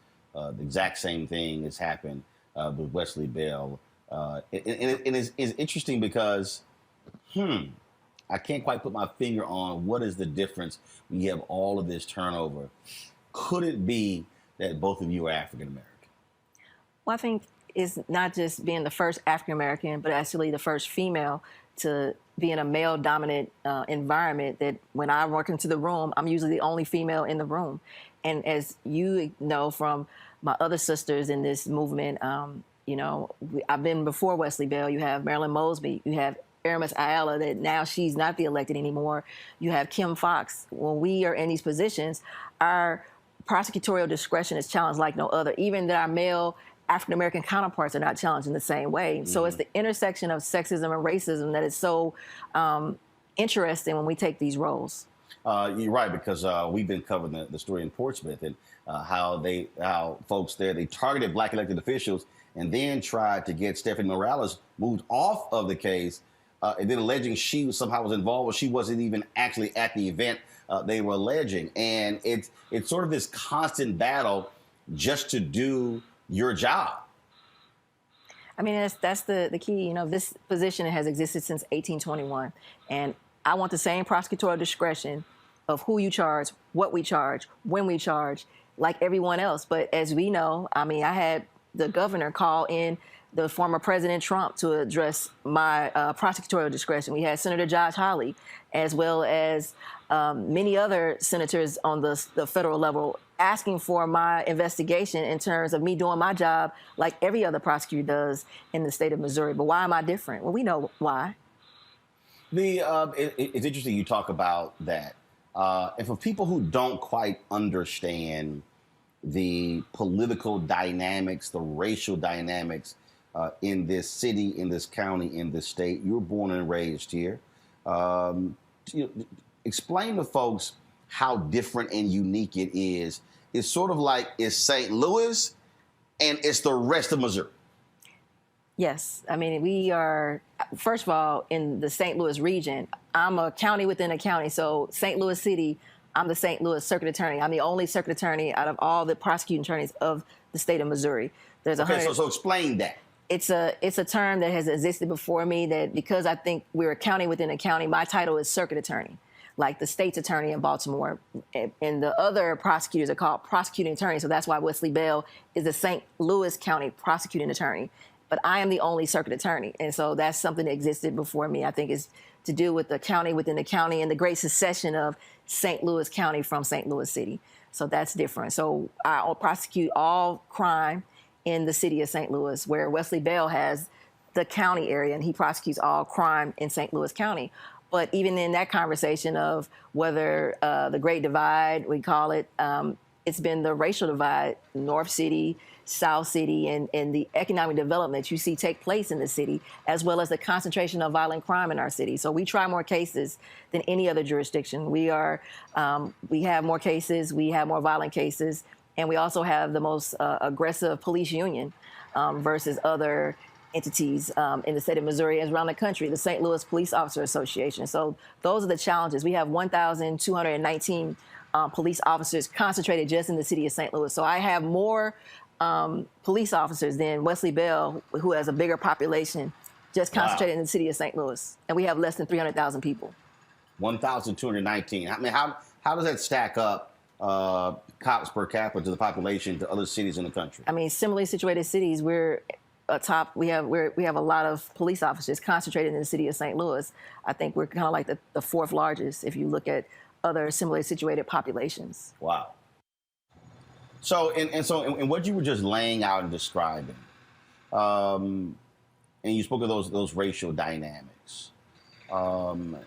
That really just came to play because the moment you come in, you being a prosecutor, then we have this case of the then governor, and folks saying, "How dare you actually investigate the sitting governor for his actions?" And you came under just vicious assault. Yeah, I was doing my job. Like any prosecutor that has an allegation of criminal activity that took place in their jurisdiction, they have the duty to investigate and eventually charge an individual, regardless of their occupation or station in life. But as you know, I took unprecedented actual criticism. I took backlash like no other. But that's the issue when an African-American female prosecutor, like we see, like you said, Stephanie Morales, Marilyn Mosby, Kim Fox, when we do our jobs, then the full force of the system, the status quo system, comes after us. And then you have, of course, in this state, the political dynamic. Republicans controlling the state legislature, you serve in the state legislature, and then what's happening in this city. When they have literally passed laws specifically to stop you, not impacting the whole state, but it is as if the legislature wants to completely govern St. Louis. Yes, because it's this law and order misinformation that we want to inject ourselves in a jurisdiction that, if you care about the city of St. Louis, then why don't you care in 2012 when we were the first state after the Trayvon Martin incident to enact stand your ground laws on the anniversary of his death? Why would we do that? But we talk about violent crime, but we basically give everyone the opportunity to have access to a gun, even the bad people. And then we give people a self-defense claim who are causing the violence that we talk about. And we like to say that somehow we're not doing our job or the police is not doing their job. And I ask people, what about the bad policies? You know, we were the number one in not funding social services when we know poverty is the number one issue with violent crime in our city, in our state. But we're the first to fail to, you know, now recently we passed Medicaid expansion, but we've been against any type of actual help in addressing the issues that they talk about. And we actually now, I don't know if you know this, Roland, you know, we're the state that are passing legislation actually to prevent any federal gun regulations. The state is going to say that as a police officer, you can't enforce federal gun laws. In a state that talks about violent crime and we need to lock everybody up and we need to be tougher on crime. Well, hold on. I thought they were law and order. That's what I'm saying. So in the case of federal gun law, now they're telling cops what you can't do. And we'll be investigated and charged with a crime if they enforce any federal gun regulations. And we know state law can't trump federal law, but why are we doing this? Because it's about political politics and pandering to a base that we know we are part of leading the insurrection movement in the state of Missouri. We're not addressing that. We have people in the state of Missouri in high levels of government who are part of this insurrection. And so why is everybody so quiet? Why is the police union so quiet that supported Trump? They're so quiet.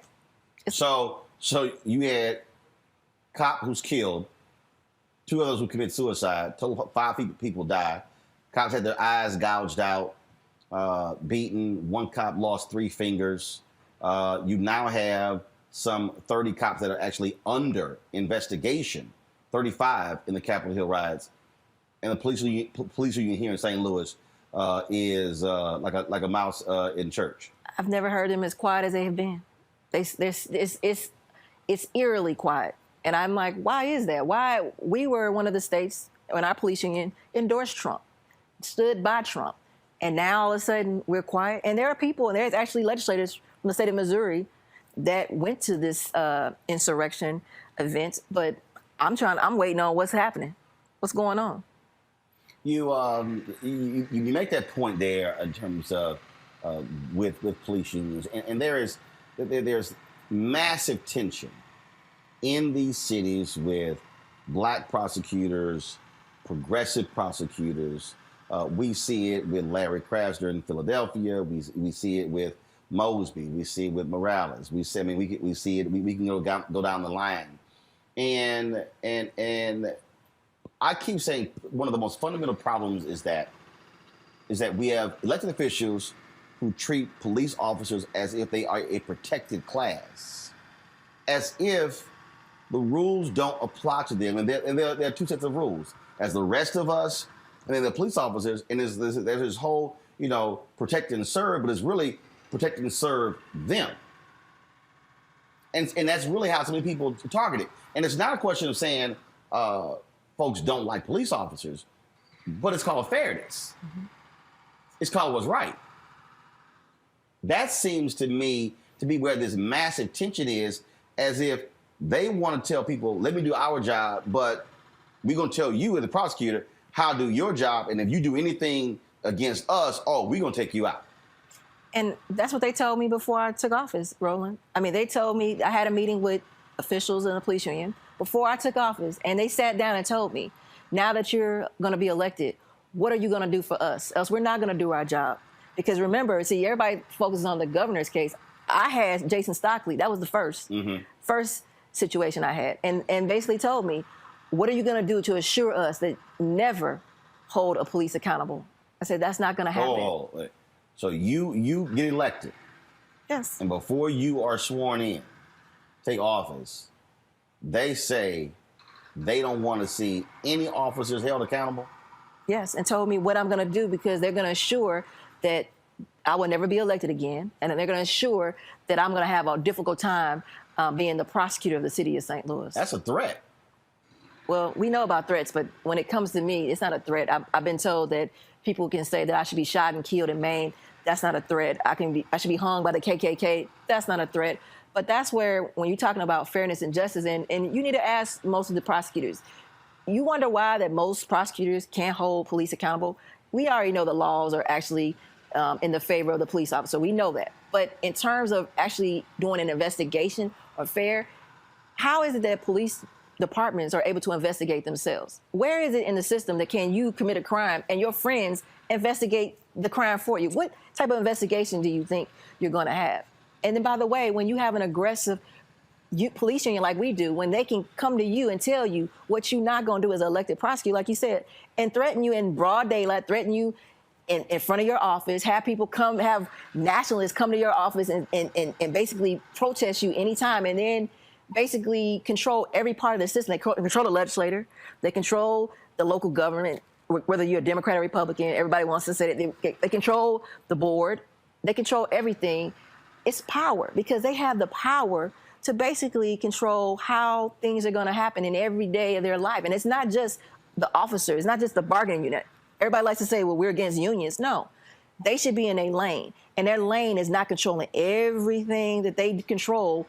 And that's why this mayor race is important, because guess what? You got a mayor who will be over the police department, will control what that collective bargaining agreement looks like, control how police behave. But as prosecutors, we need help, because, see, when you going against the system, look at me as an example. I had to sue the city under the KKK Act to impede the will of the people, and I'm still being attacked. So why would you affect change when where everybody at? Everybody sit on the sideline like, she's still standing?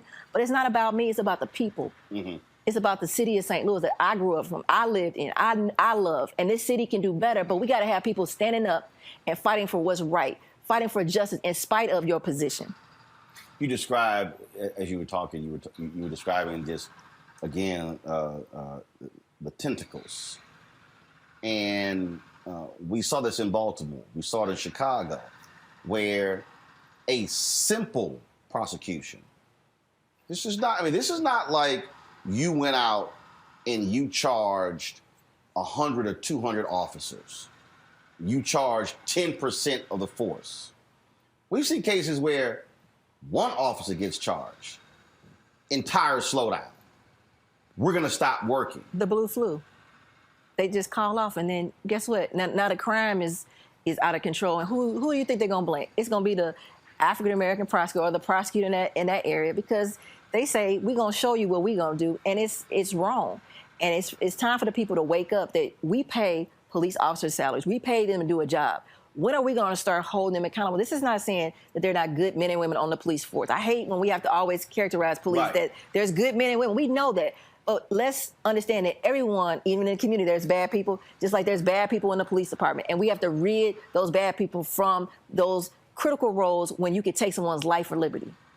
What's the problem with that? Who wouldn't share it? Who wouldn't support taking those individuals that have the duty to protect and serve, to serve the community right?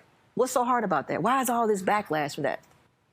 So what you were just describing really takes people on the inside who don't quite understand the depths of this issue. So when people are talking about police reform, accountability, and when you hear the phrase defund the police, what they're talking about is really having a system that truly is about fairness for everyone, and not where it's stacked, the deck is stacked against anyone who challenges a police officer, who dares to prosecute. Because we also know in so many places across the country that when you talk about law enforcement, it's DAs are essentially operating on the same side as police officers, because the union said it's the only position you will ever take. No, you know what, Roland, that's interesting. You know, I was the first prosecutor in my city when I ran to not have any police union endorsement. You know, we are even divided in the police union. We have a Ethical Society of Police, which is the black organization within the police department. And then we have the Police Union Association. And I never won any endorsement and never thought I was going to win any of that endorsement. It's okay, but I was the first prosecutor to ever not be endorsed by a police union in the history of that office. But that means something. That means, why is that? Because if you look at all the DAs across the country, less than 3% are African-American female, less than 3% are progressive prosecutors. Most of these prosecutors have been in office for over 20 years, but most of them are basically, you know, as a prosecutor, when we talk about public safety, and that's our goal, is public safety. When you have a police department that can tell you, I'm gonna stop working because you're not doing what we say, what do you think most of these elected prosecutors who've been there for 20 years, they're going to do? They're gonna side with law enforcement because we rely on law enforcement in terms of an investigation. But our job is to pursue justice. Simply because we work with law enforcement does not make us unbiased to do our job, because we have an ethical duty to investigate criminal activity regardless of who commits that crime, whether your status or not, and that's the problem. Supreme Court says equal justice under law. That's what it says, equal justice under law. What we see with the insurrection, what is it? It's all these theories of they didn't know they were committing a crime. I'm like, wow, really? You didn't know? Yeah, I didn't realize that if I'm approaching a building and there are police barricades and there are cops who are standing behind the barricades, and then I take the barricade and throw it out the way, I didn't realize I was doing something that was wrong. Somebody made me do it. Hell, forget a barricade. If I see a damn yellow tape, police do not cross this line, I can go, I might not want to go ahead and remove that tape. But even more disturbing is Missouri was the one that led the way to actually file litigation with other states through the Attorney General to support this lie. And we're going to say it's okay to just lie like this? The Attorney General in our state filed litigation against China.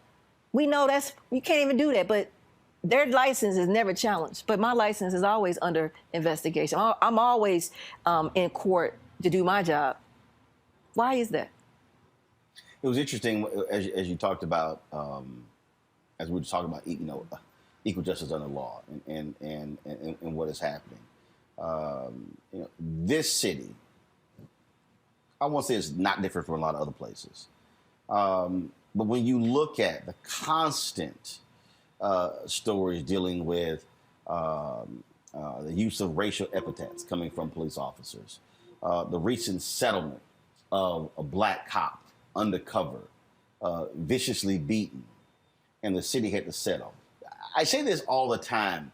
It's quite interesting. I never hear from fiscal conservatives who complain about multi-million-dollar settlements that cities have to enter into from police abuse. And I'm sitting there going, wait a minute, I would think that you would be offended if the city had to cough up $5 million for a case when what they should be saying is, y'all just cost us $5 million. That's $5 million that we can't spend on roads. That's $5 million that can't go to police pay raises. That's $5 million that can't go to body cameras. That's $5 million that can't go to parks or whatever. And there's sort of this acceptance. Well, all right, that's just the cost of doing business, and we're just not going to say anything. And I see this all around the country. These multi. I mean, you're talking about upwards of $1 billion in settlements, and folks go, yeah, it's all right. I remember that was a town in Michigan. It was a town in Michigan where they beat this brother, planted the drugs, all caught on dash cam. They had to raise the taxes in the township to pay the settlement. And folks are kind of like, oh, okay. At least you knew about that. A lot of these, Roland, we don't even know because as part of these settlements, they actually have these secrecy clauses that you can't put this to the public. So a lot of times, unless it's reported in the media, we won't even know. It's taxpayer money. But that's where the courts and some of these settlements are, that we are going to close and seal the case from the public and actually knowing the amount. And that's why this should be mandatory. It should, like you said, everyone should know the taxpayer dollars that have been utilized. And I believe that in some issues that money should be taken from some law enforcement fund, because in our city of St. Louis, I'm gonna give you a thing. You know what my budget is? About $8 million. So $5 million settlement. Wow. Don't you think that would have helped the prosecutor's office bring more resources? But we can't do that. Wait a minute, hold on. So the same people who say you aren't prosecuting enough cases, your budget is $8 million, but y'all's actions against a cop cost the city $5 million. And you know what their budget is? Over $358 million. So what's the inverse relationship? My budget $8 million. There's $358 million of the city budget. But the thing that, look, I've covered city hall, I've covered county government in multiple cities, and what I keep saying to folks is that you can exert the pressure from the outside, but you cannot change anything unless you have inside players. Mm-hmm. And what you're describing, and when I talk to Marilyn Mosby, when I talk to mayors who try to change things, is that the level of pressure that's brought to bear on you is designed to break you. It's designed to force you out of office, to force you to quit. Mm-hmm. During the last 4 years, did you ever say, I don't need this. I could take me a nice job as an attorney. I don't need this stress. I don't need all of this drama. Has it ever crossed your mind to walk away? No, because I know, but for the people electing me, if I wasn't here, what would be happening?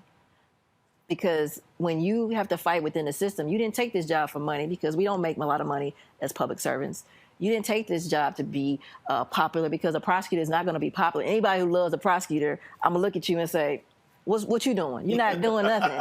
So I was going to put that out there. And second of all, I believed in this movement of reforming the system because we've all been affected. I've lived in North City. I've seen my friends and family members brush with the criminal justice system and lost to the system simply because they're at the wrong place at the wrong time. And actually the concentration of violent crime deters you into a direction that you could have probably got out of, but you'll go this way.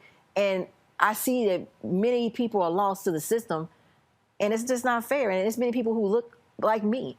And so for us not to say we want change, to complain about it, but never tap in and be about it, I tell people, everybody talks about they want to be in this movement, but a lot of people can't take this movement because they don't have the stomach. They don't really want to know what I know, because if they knew what I know, they'll say, how can we fight this? But I'll think about Dr. Martin Luther King. I think about Harriet Tubman. I think about all the people who led the way for me to even be in this position. So if I give up, if I say it's too hard, it's too tough, then what are we going to say for moving forward? Because this is a civil rights movement. This is not just a criminal issue, people affected by the criminal justice system. We have all been affected by the criminal justice system. And until we get it right and do what's right for everyone inside the community, because public safety should be number one, then if we don't have people like myself willing to stand in face of all the scrutiny, if you're not willing to lose everything for what's right, then why are you here? Do not be in these positions. And that's what I feel, because I didn't sign up to be popular. I didn't sign up to actually have everybody like me. I signed up to do what the people elected me to do. And they're afraid that I'm doing it because I'm not going to back down, because I know it's wrong. Look at we got a lawsuit right now going to the St. Louis County about the black police, who should have been a black police chief, that he has a lawsuit. If you look at that lawsuit, you'll see how ingrained St. Louis City and county is. But you see that people who really control the city and county, it's not the people that you elected. It's actually the business leaders that have these fake reports that they want to put out about what changes the police department needs. They have these fake kind of groups that they get together. They don't invite me or Wesley Bell to the table because, of course, the prosecutor in public safety, we don't have a voice, even though we're the top law enforcement officials in these jurisdictions. So they have these reports for a reason, because it's people who benefit off of pain and suffering, of poverty, and keeping things the way they are. If you can benefit off of this, it's people right now that own the contracts for the commissary and the prisons, but we don't want to talk about that. They control everything from the police department fund. They control the Crime Stoppers. They control everything, but no one wants to talk about that. You'll be blacklisted, but I don't care. I'm going to do what's right and fair, and if they ruin me in the process of doing what's right and fair, it's not about me. It's about people who live in the city like me, love this city, who want better. See, that's what I often explain to folks. When people say criminal justice reform, and they talk about, some will say mass incarceration, I counter with, mass incarceration is a small piece of this. Mm-hmm. I mean, when you talk about true criminal justice reform, you're talking about everything. You're absolutely talking about who are the companies that are profiting off of these high phone calls in jails. Absolutely, we start talking about all the contracts. First of all, I tell everybody all the time, in America, follow the money. Mm-hmm. I remember, and I use this in my speeches all the time. It probably was 15 plus years ago. It was even longer than that. I was in D.C. for something, and it was late. I couldn't sleep. I said, well, let me just go take a walk. And so I'm walking, and I'm go by the White House. I'm standing in front of the White House, and so I look to the left, and there's a statue, and I see this building, and I go, "What's that?" I mean, I just. So then I walk down, and I see that's the Treasury building, mm-hmm. and literally it just hits me. I go, it's like a joke. I look to the right, look at the White House, look to the left, money, Treasury Department. Look to the right. I said, there's no better example right here of America. White House power, Treasury Department is money. It's the only federal agency that shares a lawn with the White House. It's the only one that's within the White House perimeter. Mm-hmm. You can walk outside of that east, walk outside of the side of the Treasury Department and probably take 100 steps, and you in the East Wing. And I tell people all the time, that is the perfect example of America. Power, money, they are always the two things that are associated. Mm-hmm. And so when we're talking about this whole deal with criminal justice reform, I think it has to be even broader to understand when people say we're fighting the system, because if you only narrow it down to police unions or the police department or DAs or the local, the city, the county, and state jails and prisons. It's a whole lot you're missing because you just said it. There are people who profit off of pain and the impoverished. I mean, look at the report. You have people who want to do a report, but their whole industry is in healthcare. You know, for example, I'm not going to say the name. Just look at this last Tenio report. Did you hear some of the candidates talk about this report that never had the prosecutors at the table? And I'm not dismissing the report. I'm just giving you the facts. But look at who commissioned this report. And I'm trying to figure out how are corporations involved in safety and crime. I mean, you could be an instrumental partner to have a conversation, but how are you leading and spending money and having people to actually investigate certain things that the police and the community need to feel safe, and you're not even in the city?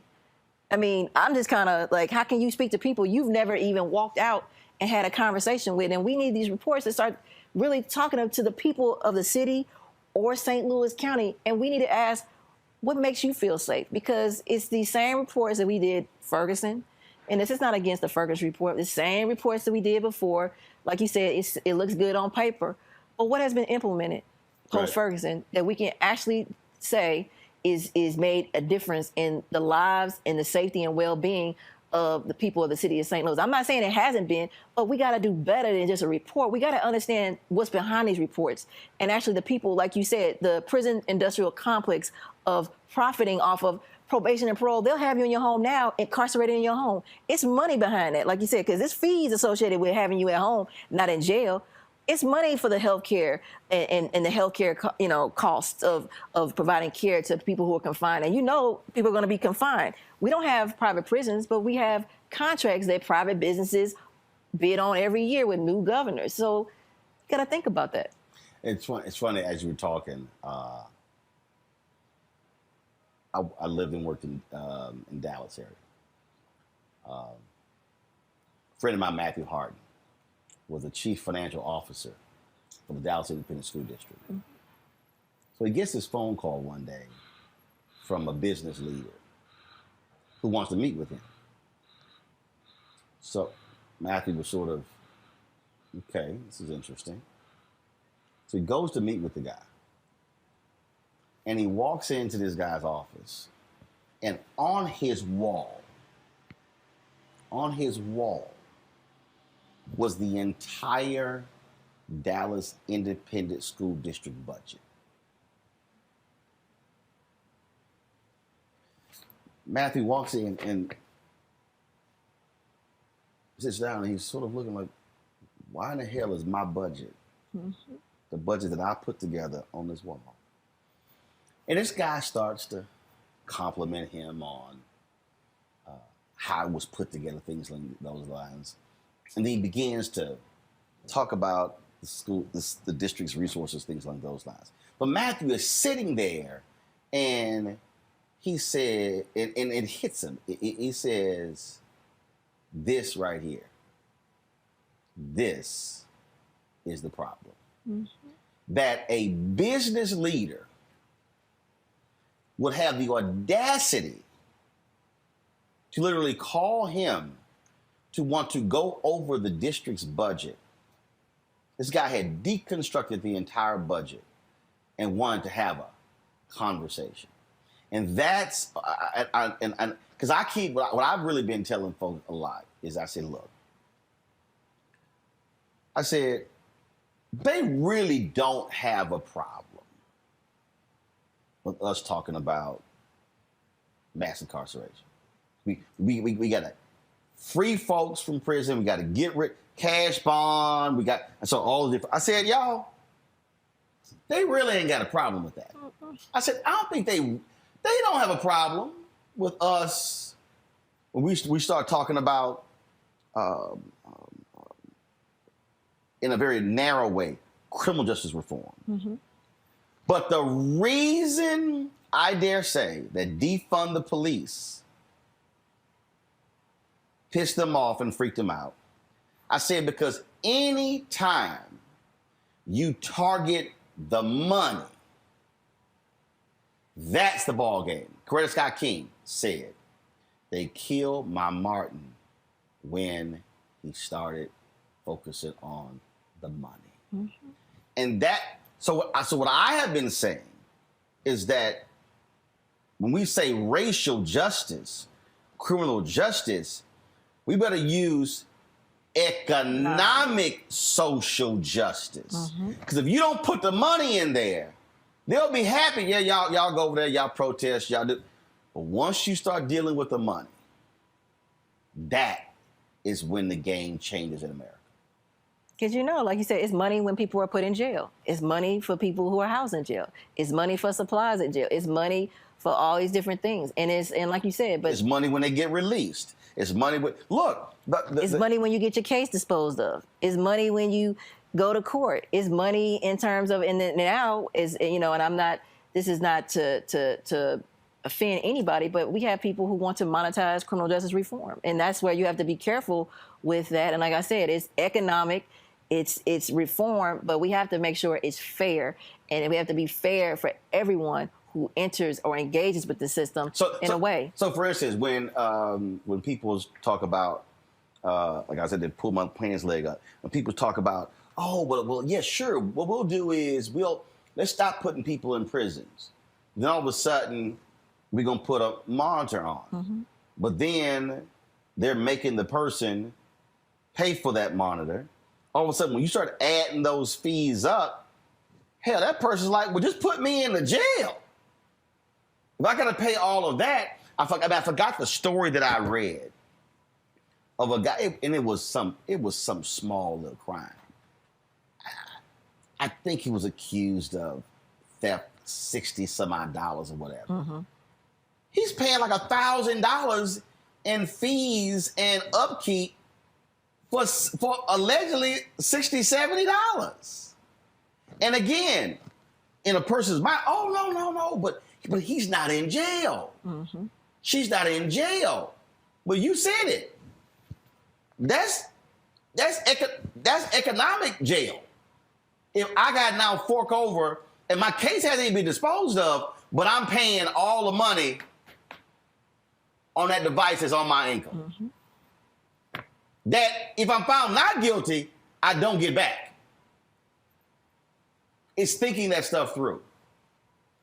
And that's why we need, people that think, like you said, like you, to come into this fight with us, because it's many justices that we have to contend with, because the criminal justice system is where economic inequities intersect, healthcare inequities intersect, actually every broken system, educational system, it all intersects in the criminal justice system. So that's why everybody puts it under criminal justice reform, because it all intersects there. It's the emergency room for the community, because right there, when they get to us, you're in 911, and now we only have certain options. And that's why reform-minded prosecutors, I call them innovative-minded prosecutors, are crucial, because that's a way that we can triage people into services that are not going to, one, put individuals in the poorhouse because they're trying to get themselves back on track, or create programs that address by sliding scale fees or limited fees in terms of helping people get back on track. And that's why these programs are so important. And that's why they're different from court-run programs. These are prosecutor-led, and we know they can be successful, but we got to have people investing in these programs because we want to expand them, because that's us doing things that most people say prosecutors should not be doing. When you hear, I'm very curious about this, because what people don't understand is they think the judge, they think that's, it's a part of the whole deal, but really that's on the end. Well, really, prison is on the end. You've got prison, judge and jury. You got prosecutor, because frankly, if it doesn't go past here, it doesn't get to these steps. Mm-hmm. So when these things come to you, you actually see how all these pieces come together. So when you hear the phrase defund the police, what do you think that means when people say that? I think it's right-size the funding of police to address the root causes of why we need social service to help better police in the communities, because there's a lot of police that can't respond to mental health calls. You know, they can't respond to certain issues in the way that they should. And we need some social workers and other healthcare professionals that can be embedded in the community that can actually accentuate the police department. So because you're sitting here, case comes in, and you're sitting here looking at this case, and you probably going, why is this here? Yeah. This person needs some help. Or he's poor, or he or she's poor or addicted. So let's get them to treatment. Right. I think about, and most people never talk about this because it happened shortly after Michael Brown. Every time I see one, I think about Kajima Powell. I mean, I remember playing that on my show, and I timed it. It was literally 16 seconds. Police car pulls up. It's 16 seconds from when the car door opens to the first bullet that was shot. And I use this all the time, and I explain to people. I said, how do you go from pulling up, and in 16 seconds, and I kept playing the video back, and it was a butter knife or whatever in his hand, and I said, you roll up on the scene and a guy is shouting, "Motherfucker, kill me." Okay, right there. Mm-hmm. I'm not a cop, but if I encounter somebody yelling that, my first reaction is, this person is not well.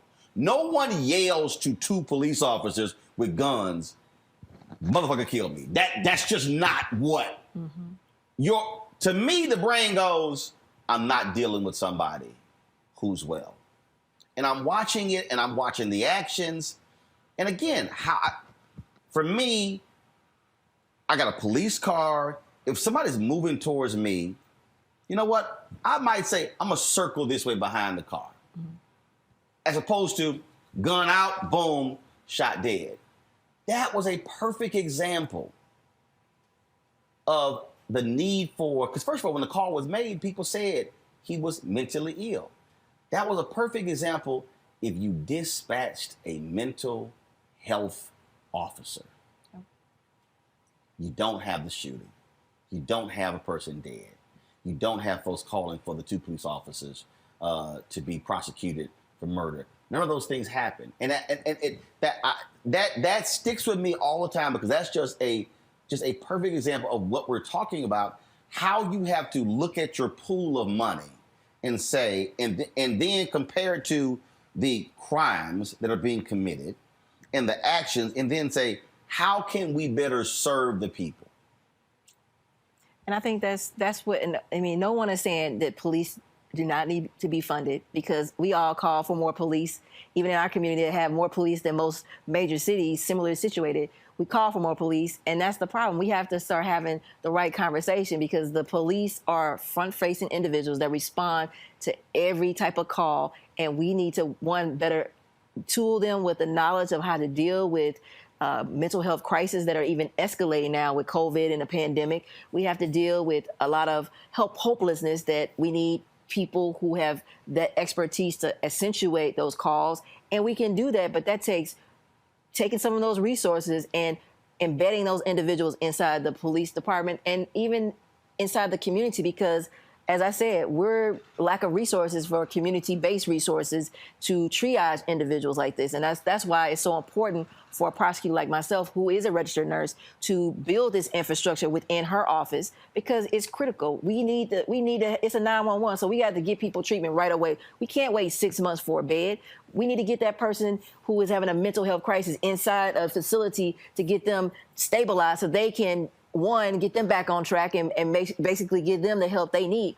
But right now, everybody's stressed thin and everybody's all over the place. And until we start having a vision of what we want for public safety is actually being a part of the community, not being afraid of the community, having appropriately trained police officers as well as community providers, that we got to work together with that, regardless of our resources, to address the things that you're talking about. Because in the end of the day, even a police officer who shoots and kills someone, they are actually messed up too. People don't want to admit it. Their lives are forever changed, just like their family. And let's bring back the human side of policing, being in the community. That is a lot of police officers who are from the community, who want to be out in the community.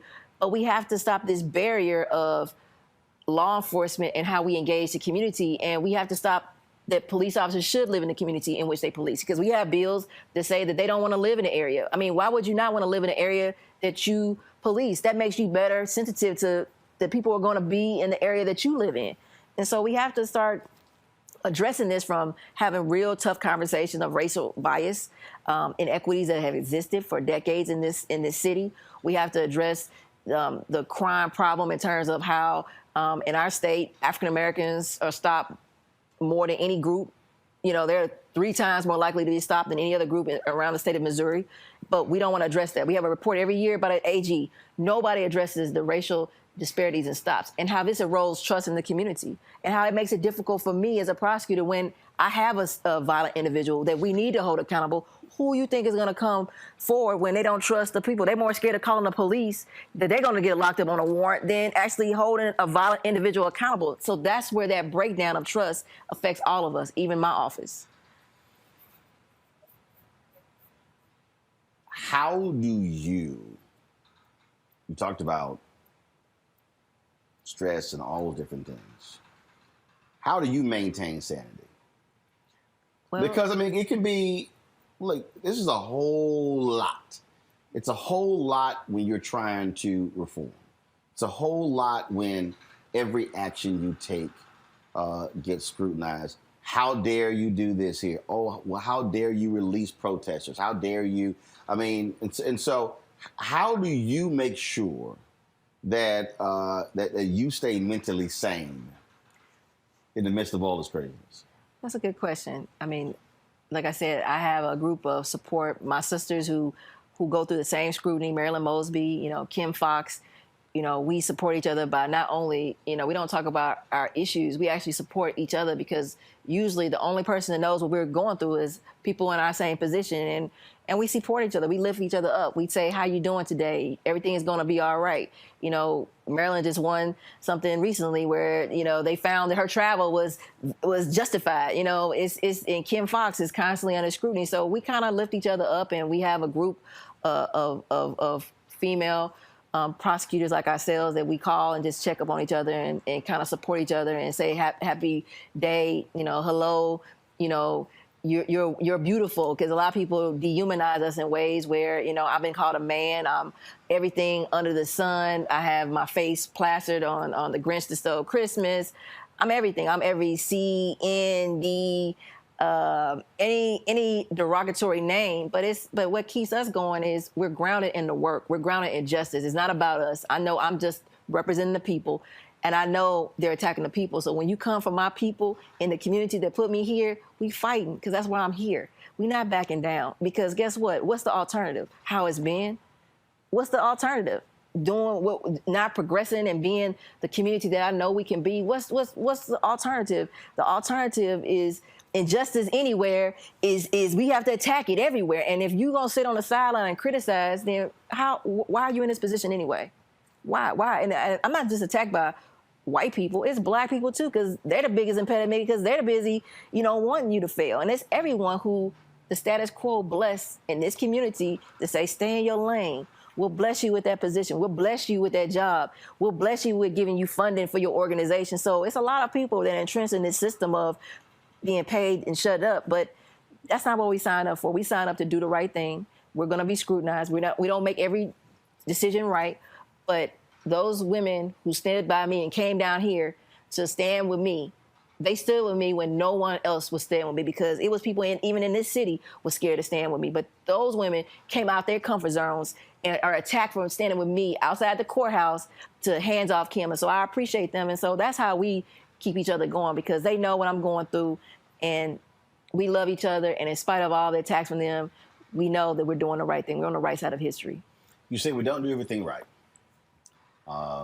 You were admonished for your campaign sitting out something to do with McCloskeys. ruled that your office can't be involved in that as well. Was that a mistake? And do you, when you think back, what are some things that you say, you know what, knowing what I know now, I would have done that different? Well, I think that we have to understand as an elected official, when you have people who also attack you in your position as a candidate, then you should be able to respond. It's called political speech. And we're fighting that case is currently fighting on appeal, so I can't get into it. But I disagree with that campaign issue was enough to warrant me my whole office being disqualified off the case, because I'm still trying to figure out how's the Attorney General, who actually told everyone that what he was going to do, how is he intervening in a case that he has no jurisdiction? How is the governor of our state running for the same type of office as I'm running, I'm the prosecutor, at the same time able to attack me politically on an issue that I'm investigating and tell people that my discretion should be basically taken away and the Attorney General should have my discretion? So we got to look at what was said, but it's called political speech. And so now I'm supposed to be silenced from doing my job as not only the prosecutor, which is separate, but as an elected official. So hold me to the same standard you hold all these other people. Because I didn't come for them, they came for me. But I'm going to be able to respond, and no one's going to silence me for doing my job the right way. Is there one thing that you would have done differently the last 4 years? Push harder. Fight harder. You know, one thing is to continue to advocate for the middle-aged hairdresser that was in a basement with someone who happened to become the governor of the state of Missouri, and making sure her voice was heard better in terms of that case. Fighting and continue to fight for what's wrong and actually continue to do more, because I want to push more. I mean, I'm not saying I made all the right decisions, but what I did not do is I inherited a perfect system. And so what no one's going to do is say that everything was roses when I got the office, and all of a sudden now the office is actually in a worse position. No, actually the office is in a better position. And actually we're building relationships with law enforcement. We're building relationships with the community. We're creating actual alternatives for people, and actually reforming the system that people told me that, why would you do this? You can't do this as a prosecutor. So we're seeing the change, but we're changing 200 plus years of mass incarceration that is not going to happen overnight. So of course it's things I could do differently, but what I'm not going to say is my decisions to hold everyone accountable who violates the laws in the city of St. Louis, in the state of Missouri, whether they be a governor or not, I would do it again, and I would not change that decision. We're right across the street from where you went to school. What does that HBCU mean to this city and to its future? It's critical. I mean, when I was a student there, I was a single mother that I had no opportunity or to go anywhere else. But for Harris Stowe, an open university, gave me the opportunity to enroll myself into this. It was a college at the time, not a university, as a college, and gave me the opportunity to gain my undergraduate degree that led to me going to law school and becoming the circuit attorney of the city of St. Louis. So, but for that university across the street, I would not be here. And that university is so important that if you hear the history of it, when I was a legislator, they couldn't even offer graduate programs. They were a college, but couldn't act as a college or a university. And so it was kind of like, what is this? They're the most underfunded university if you look at the state budget, but they're to the same level as other universities that are able to cherry pick students. They're open university, and we need that because we have a lot of educational disparities in our city and our region for our young people. So that university is so critical that as a legislator, I stood up and worked with Senator Jamila Nasheed to make sure they can be treated as a university and actually offer graduate programs. We did that as me being an alumnus, because that university did more for me than all these other degrees. I always talk about Harris Stowe because Harris Stowe lifted me up, gave me the opportunity to become the first circuit attorney ever, Black circuit attorney in the city of St. Louis. But no one else would give me an opportunity. If you were not doing what you're currently doing, actually, let me rephrase it.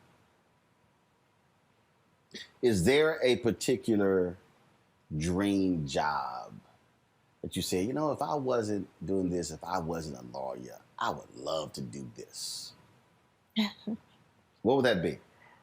I've always wanted to be a doctor. You know, I love healthcare. Because healthcare disparities and bias within the healthcare system is real. And so that's why, you know, most people think I was a registered nurse first and then became a lawyer. No, I actually was a lawyer, was a prosecutor, left the prosecutor's office to go back in private practice and went to nursing school because this all fits together.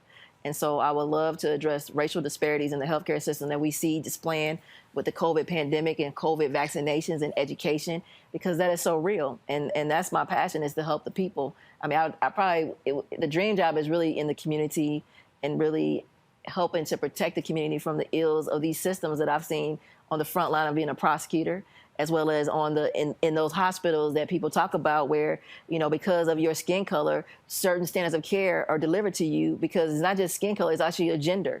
And we know that. And the AMA knows that and has apologized for their racial disparities. But how do we address that? Last question. A person who some call a favorite son of this state recently died. Folks on the right laud, oh my God, he's wonderful.